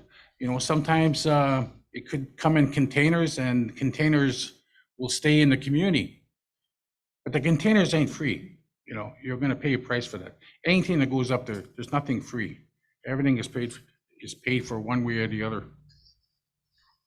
So if you don't have a place to store it, you know, you can always, you know, put some 4x4 down, you know, put stuff on it and tarp it up and, you know, protect it till, you know, the summer comes in, if that's the best you can do. But you try to do something to protect it from the you know, the environment, winter and that. And would you apply for RHI again? Again, I would say definitely.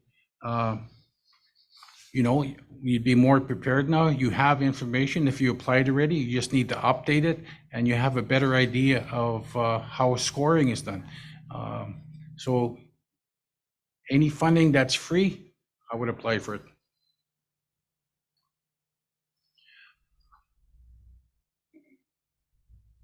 Oh, one of the real benefits I found with the RHI was that they didn't ask for a lot of documents in RHI2. They really just asked for the application and a spreadsheet, a financial spreadsheet.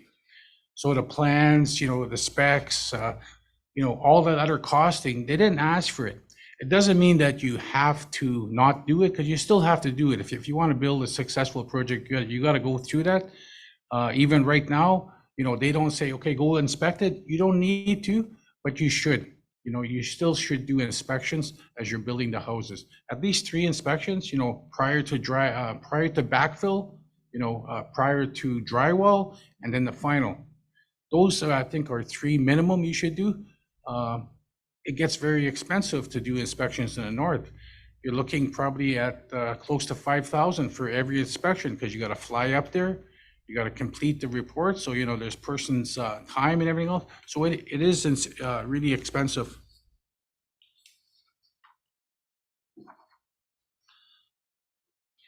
You know, some of the challenges faced with implementing the project. Sometimes getting the funding is the easy part, you know, because that's when all the work happens after, is implementing it. You know, and then when you got the remote factor, you're isolated. You have no access to trades, materials, accommodation, hydro, scheduling of hydro. You know, hydro just doesn't come up there, Hydro One, just because you called them. You know, it's when they can go up there, and they're very expensive. You know, hiring of local members right now currently is, we're finding that it's really hard to get people to, you know, come and work. I don't know the reasoning for that, but, you know, talking to communities that were having a hard time keeping people on staff. You know, there's a short building season. There's training that should be required. There's so much training that has to be required. You know, not just in carpentry, but in plumbing and electrical, but we need people that can manage in the office as well. So when these programs that are built, they need to manage them. And again, when you're talking to funders, build a relationship with them. And I always say, mentor them. Tell them what the challenges are, because they in a lot of cases aren't aware of it. Again, a big challenge is the CMHC portal. You know, everything expected now is you go online and you apply. Welcome to the new world. CMHC doesn't do hard copies anymore. They're not gonna, I don't know when anybody's noticed, when's the last time you got a hard copy letter from CMHC? Probably been a year, if not longer. The good news is, you can still go to CMHC and you can say, I want hard copies. You'll be behind, by a week or maybe longer, but if that's, the best mode for communication, I would say ask for it. Before, it gets down to a certain point and, next year they're saying, sorry, but we won't do that no more. Right now, they'll still, if you need to get a hard copy, just ask for it.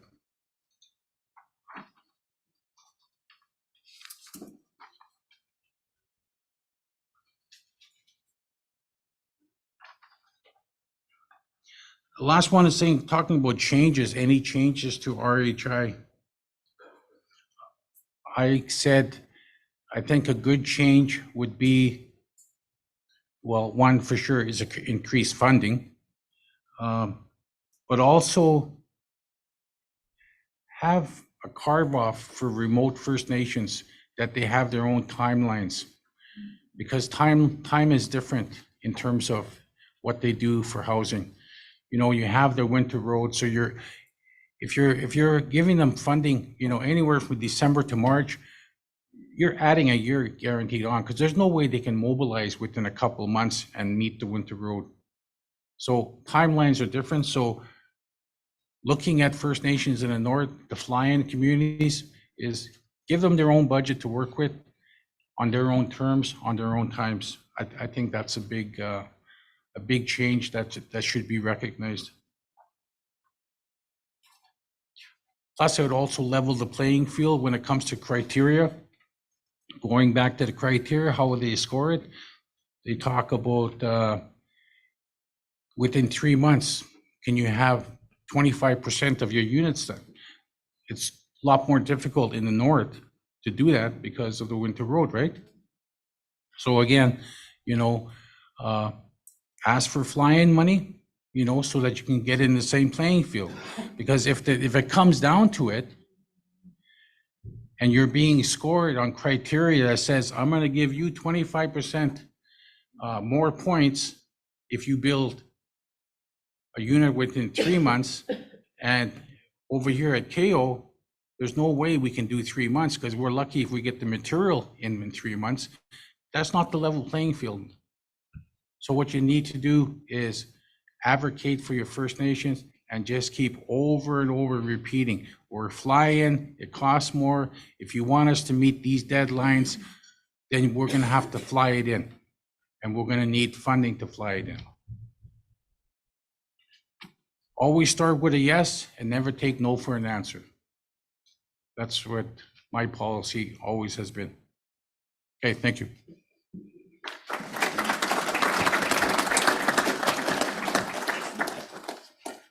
Thanks very much, and thanks to everyone for their presentations. We do have a little bit of time for questions. So if there's questions either for the whole panel or for anyone in particular, just kind of wave your hand and we'll get the microphone to you. But maybe just to start us off, we have quite different projects that you guys each explained, and grateful for the kind of diversity of projects. But if you want to just offer kind of one lesson that you learned that you would apply, if it is for RHI 3, and Merv's just given a strong endorsement for everyone to apply. So if there's one lesson that you learned that you want to take forward in your projects, or that you might offer to other people, we can ask Peggy first if she's still with us online, but then just kind of go down the table here with one lesson that you learned that you would apply for next time. And then if anyone else has a question, just. Yes, I'm definitely still with you. And one of the things that I've learned is the importance of contingency. So make sure you build that in, and don't build it in at 10%. Try to build it in much higher, because let's face it, our costs are much higher in remote communities. And for those fly-in communities, it's even worse. So always build a contingency in. Then Merv, you want to start, and we'll go this way because you have the one working microphone. Okay. Is that fair enough? I would just say build your relationships with all your contacts and build up your contact list, because that'll truly help you, not just in housing, but in any field.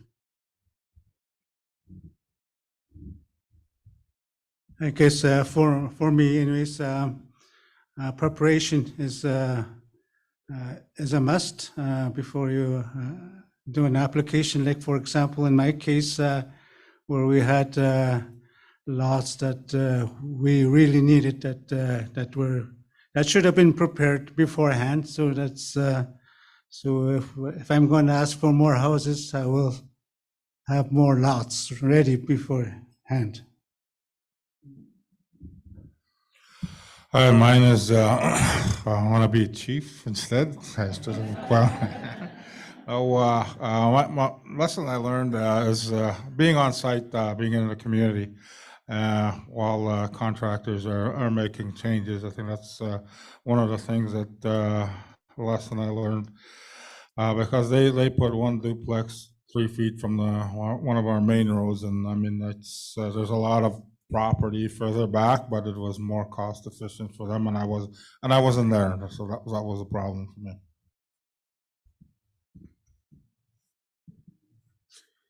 Just looks at him. With me, the problem that I had was CMHC wasn't. This is my own experience with the portal, I guess you could say. It didn't. As a manager and as a person, as a human being, I fall back on accountability and transparency, and with me, that was the only problem that I had, is because CMHC didn't have that. They weren't accountable for the shortfalls that we did have, and yes, it is the contingency that she was talking about. That we didn't ask for much, because we can be accessible through the road, so we can drive in, and that was the shortfalls that I felt, in my own opinion, that CMHC doesn't account for any mistakes that they have, or anything that they're not accountable for, the communication part of everything as well. So. Thanks. And that's what I look into people's accountability and their transparency. Thank you. Were there any questions? Oh. No, we can answer. Good afternoon. My name is Ziggy Robert Beardy. I work at SLAM, and we have a housing program in Hudson. And I just want to say that we had a contractor rip us off, mainly because we didn't check their background, didn't check for references, because they came to us under the guise of a Christian business, so we trusted in them, and we found out that it wasn't only us they ripped off. There's 2 communities present here that were scanned by the same company, and a community in Manitoba. So I'd just like to offer a word of caution that when you plan on building, that you do reference checks, that you go to the computer and check the people, the companies that you plan to hire. We lost a lot of money. We advanced their money. They were supposed to pay the subcontractors. They were supposed to pay the suppliers. But then they took off and we got stuck with it. And so we had to pay almost double of what we had originally, planned for. And I know reserves don't have that much money to, buy double to pay off the contractors and suppliers, and also we're going to court, and that's extra money.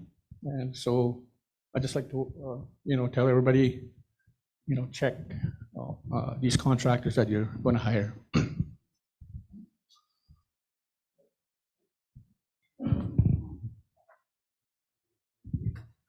I don't know if anybody wanted to respond. I think that kind of tendering practice was spoken about already, but thank you, Ziggy. Is there anybody else who wanted to offer any questions or comments for the panel?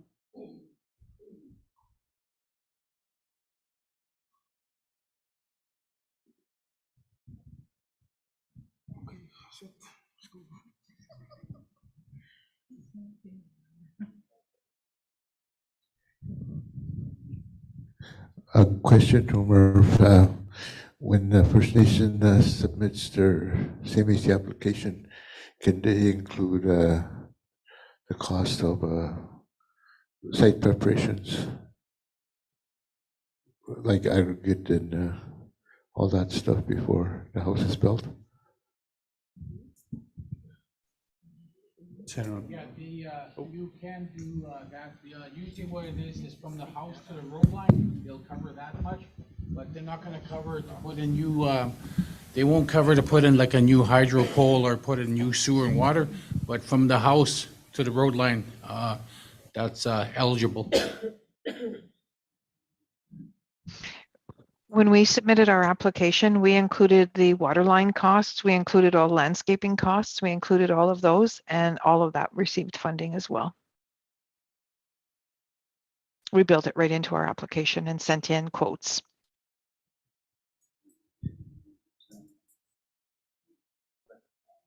Ron agrees and says same. Yeah, everyone's nodding up here. Are there any other questions?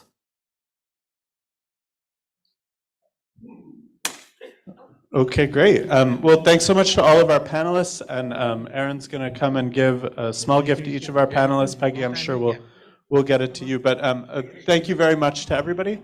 We are going to have a health break in just a second, but after that, we're having our first breakout session workshop, and we need to divide the room in half. So roughly, if you're sitting this side of me right now, this table and back, then you'll be going into the other room, which is just down the hall. There's signs for it outside.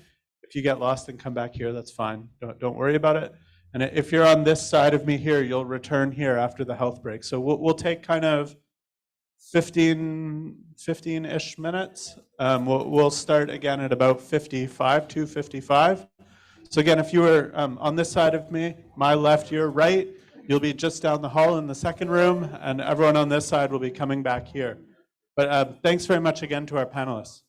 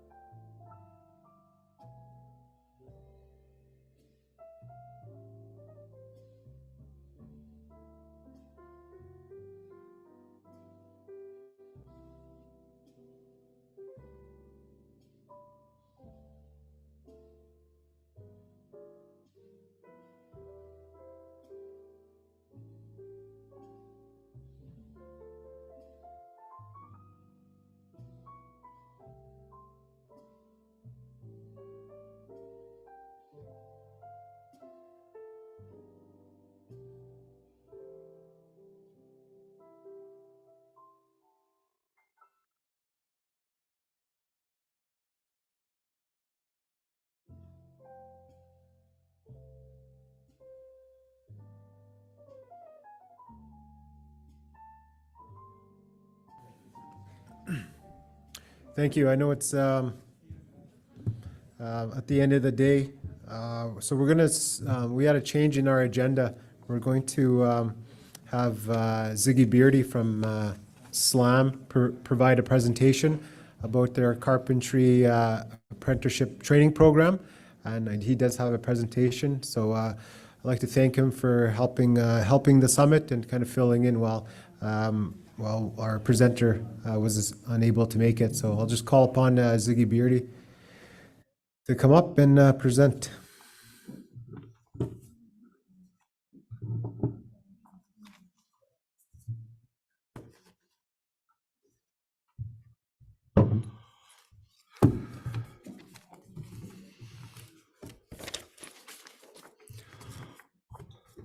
Good afternoon. Glad to be here. And almost didn't make it, but I'm glad I did. No. Anyway, I don't know if I'll be able to stamp your cards, but I'd like to take it. Start off with a joke I heard the other some time ago, and this old couple was sitting in their living room one time, and the old guy says, can you, take my absorbing junior applicator and rub my back? So the wife starts, rubbing his back, and the old guy's saying, "Oh, that feels so good."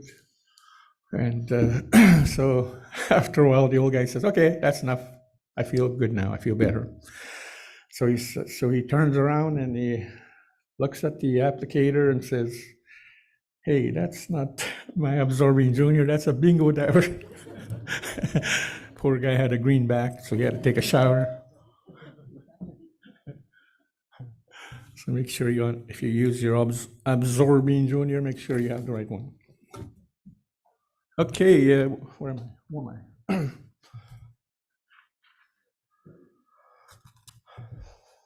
Okay, here we go. Just a quick, you probably heard my presentation at the housing conference a couple weeks ago. And okay, I work with the Sulcoat Area Aboriginal Management Board and Sulcoat.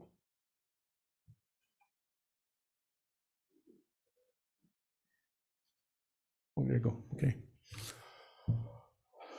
Where am I? There. I'm assistant coordinator of the Sulcoat Area Aboriginal Management Board, and I look after the carpentry apprenticeship training program in Hudson, Ontario. I wasn't supposed to because that fell under our development corporation, and we had advertised for a worker, and nobody ever applied, so I was stuck with it. So I'm still stuck with it. 2 years now. So I wear two hats. I have a SLAM hat and a Cubans hat. But the pay is good anyway. Okay, so we like I said, we started an Aboriginal apprenticeship training program 3 years ago. And the reason why we started it was mainly because there was a lack of accommodations in the town of Sulcoat, and also there was a Northern Housing Summit in Sulcoat that took place, and it brought up the fact that there was no housing for anybody. Employers would try to recruit workers, and the medical people, the sick folks that came from down up north took a lot of the rooms and hotel rooms, and also we competed against the big school boarding program in Sulcoat, in which hundreds of young people come to go to school in Sulcoat. And so that created problems for us at SLAM. We wanted trainees to come and get trained in the town of Sulcoat, and there was nowhere to put them, so we put them up in hotels. And so we did a little calculating how much money we spent on hotels in a 5-year period. It was quite enormous. That's when we said, why don't we build our own accommodations for our trainees? And so we started a process of looking for land to build these accommodations. 4 years ago, we partnered with Lyona 607 here in Thunder Bay, and they did a construction craft worker program for us. We had 16 young people attend here in the city. And once it was over, we said, now what?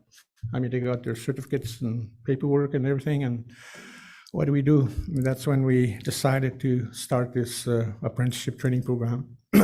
So in 2019, we developed our training program and our construction project to create our own housing for our trainees. We serve 25 First Nations communities in Sulakout, mainly remote communities. And we decided to have our training program be at 80-20 ratio, 20% classroom instruction and 80% field work. We got 2 Red Seal carpenters from Melita, Manitoba to come and start our program. And we also adopted the Ontario College's General Carpenter curriculum, level 1, 2, and 3. And also we had 7th generation do carpentry math for us. And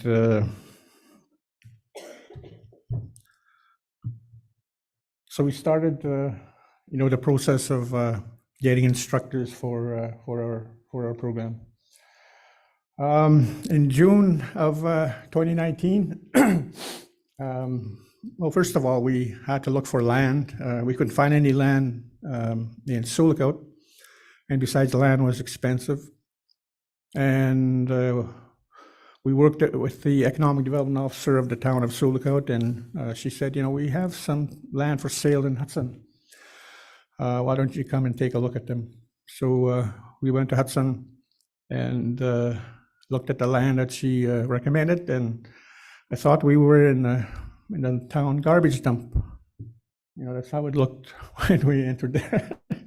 There was old buildings, old trucks, even an old school bus, and it looked like a community garbage dump.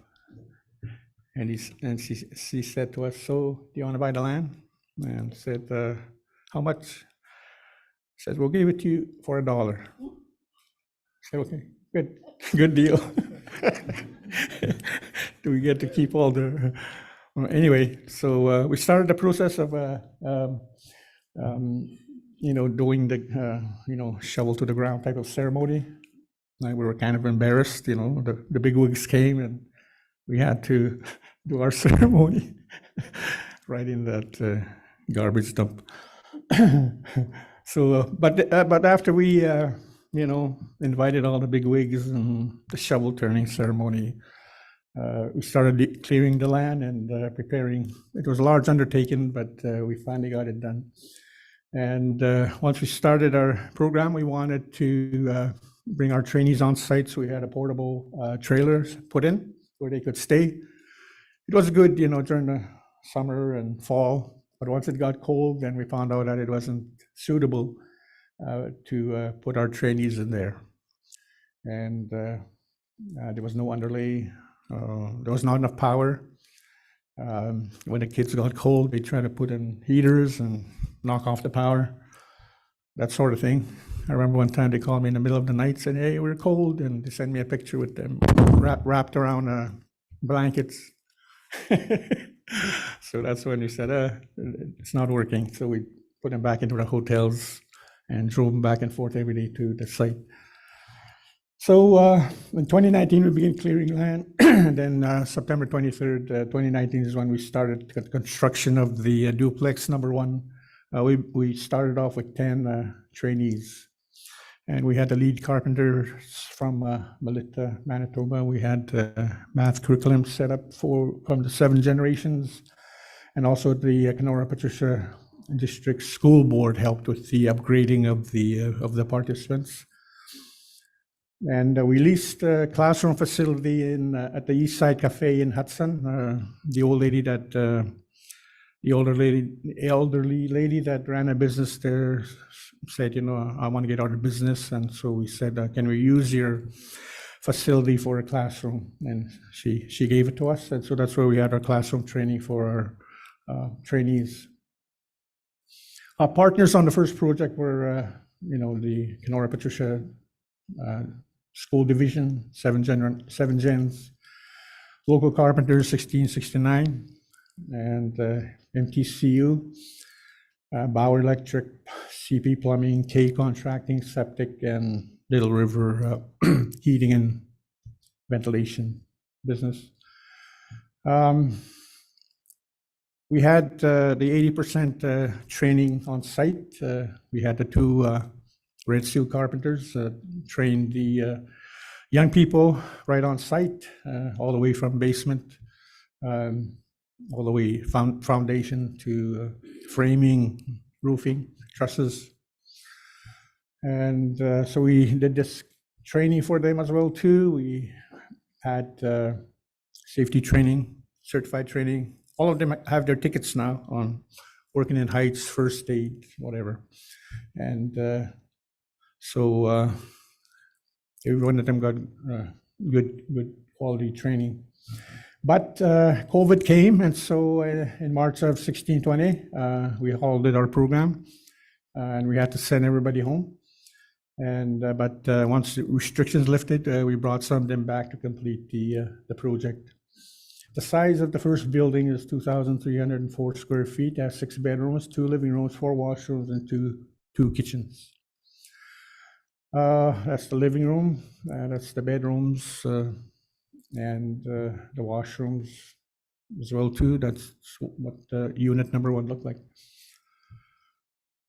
So we started residential unit number 2 with 6 trainees, mainly because we were informed by Northwest Health Unit that we can only have 6 trainees because of COVID, because of isolation, that sort of thing. And so again, we brought in our 2 Red Seal carpenters that we had from the previous year, and they trained the same.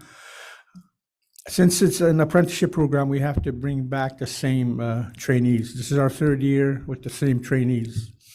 And they need, 7,400 hours to pass the apprenticeship and be ready to challenge the exam. The end goal is to have them, go after the Red Seal designation, their CFQ. And so this is our way of, getting them to that place. The reason why our training went well was we put the kids on site. When the first dorm was completed, that's where they stayed. And some commuted from Sulcoat every day. And once the second build was done, then that's where everybody stayed. Now we have other projects, which I'll get to later. We always bring in people to talk to the young people about the housing trade. And we brought in 2 housing inspectors from IFNA and Northern Chiefs to come and talk to them about the importance of regular housing inspections, especially when they go up north and start working as foremen and what have you. That regular inspections need to be done on the buildings. Okay, in January 13, 2021, again, we had to send everybody home due to COVID. This impacted our classroom training portion of our program. As you may know, nobody was allowed to have face-to-face meetings, so we couldn't have classroom training. So we spent the better portion of our program, outside building those buildings. And also we had provided textbooks for them, Canadian carpentry textbook, and also math textbooks. And we had them during when there was a snowstorm like out here, we had them go to their dorm and work on their textbooks, read their textbooks and their workbooks, so that way they won't lose the theory of this program.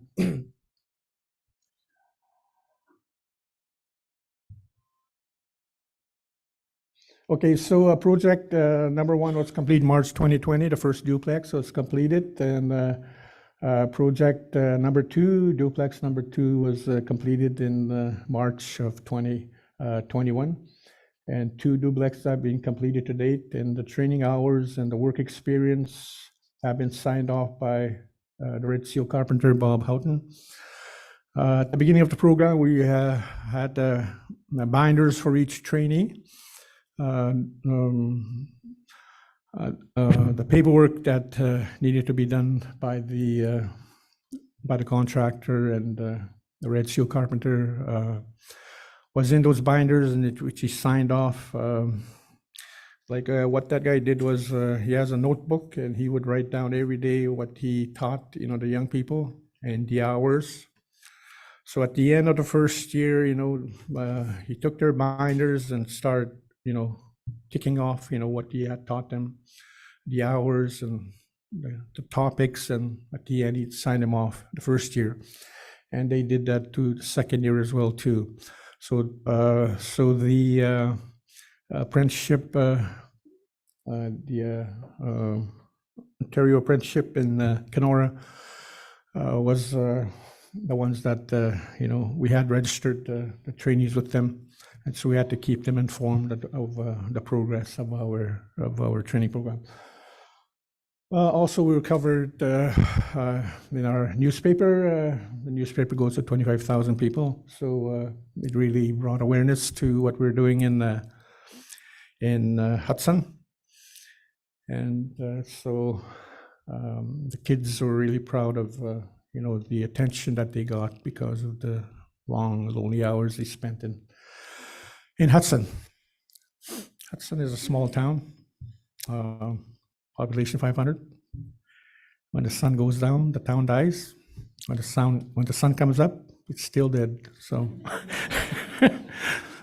so this is where we put the young people, but they found ways to keep busy. So yeah. So these are the two finished products that they did, all the way from the foundation, all the way to the trusses, to the roofing, siding, windows, doors, stairs. We had erosion take place where the sand is, so now there is we put rocks on there, so we fixed that problem, so that was good. And also, there's eavesdrops there. There was no eavesdrops on the original blueprints, and I found that out quickly when it started raining. I went to one of the houses, and it was just, water was just coming down and making me wet. That's when I said, call somebody in town to come and put eavesdrops, because that's something we overlooked in the blueprints. And so now we do have eavesdrops. Today, we started last year, July 12, 2021. We started on 3 projects. The first one is a 3-story learning center. We're trying to build a trade school in Hudson. And we want to provide a learning center for future trades training programs. We want to have plumbing training there, electricians training programs, drywallers, and what have you. Right now, we're partnering with the local unions here in the city. We just completed a plumbing training program for 10 participants from up north. Our second intake will be in January. And we're also talking with another union to do electricians training program in the spring. So we're partnering with them for now until we build our 3-story learning center.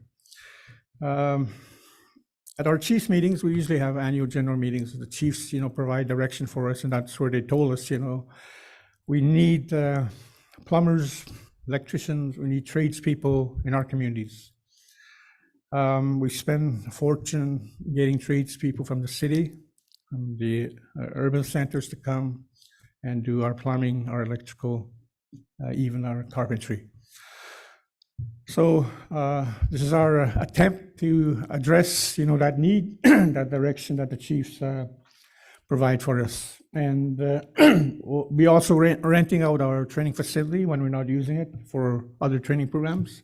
Other people might be, other bodies, other organizations might have, other training programs, such as accounting, bookkeeping, and, culinary, that sort of thing. And also we're building a trades shop in a storage building to provide space for carpentry projects and related tools of the trades. That big warehouse is almost completed. We put roofing on it, shingles, and they're working on the siding right now. It's 120 feet by 25. It's a very large building. And we've also thought about, using it for other purposes, maybe build tiny homes in there, manufacture them, that sort of thing. And we have a 2-vehicle garage as well too, for slam vehicles. We have a 10-seater van that we commute the trainees that live in town. We were told by the chiefs to have a 2-story duplex for female trainees. We found a tract of land right across the street from where our lot is in Hudson. All the paperwork has been done. I just got an email yesterday that we got the permit to start building, so that's good. So I don't know when we'll start on it. We still have to finish the 3 buildings that are on site. So we might have a 4th-year apprenticeship training program as a result of it. September 13th, we had the grand opening of our learning center. It's not fully done. It's still, we still have to do some interior work for it. And this is our saw turning ceremony for the new residential unit for female trainees. It's right across the street from, like I said, from our main lot. Our warehouse is over there. That's kind of an old picture now. It has shingles and siding and windows and doors put in already. That's our 10-seater. And these are our trainees that are presently on the program. Something happened a few days ago. Like if you look at those spruce trees, there's a small one in the middle. That's where the shooting took place a couple of days ago, in which 3 young people got shot. When the story, started coming out, I almost freaked out because I thought it happened in our lot where our trainees were staying, but it didn't happen. It happened just a few feet over there. When I left Hudson the other day, there's still police cars and police tape on top of the hill where the incident took place, and 3 young people lost their lives, and there's one wounded, fighting for his life in the hospital. Tragic. And so I'm glad that our trainees are okay. Okay, that's our garage, our 2-vehicle garage, and our 3-story learning center. The top part will be our classroom. The second part will be our fitness center, library. The third, the bottom part will be our storage, that sort of thing. So that building will be the highest building in the town of Silvercoat, and it's when you look down from there, you see the fantastic view of Hudson, and so we're glad we're almost completing that. Okay, thank you. My name is Ziggy Robert Reardon. That's where you can get a hold of me, my email, my office number, and my cell phone number. At the beginning of the program, we had 2 female trainees. And so we're, in our future training programs, we want to recruit female trainees to our trades training programs in Hudson. So that's it. Thank you very much.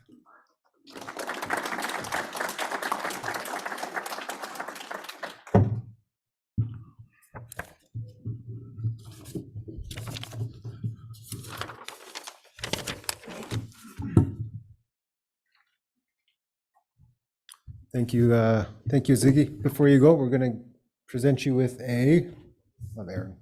present him with a gift.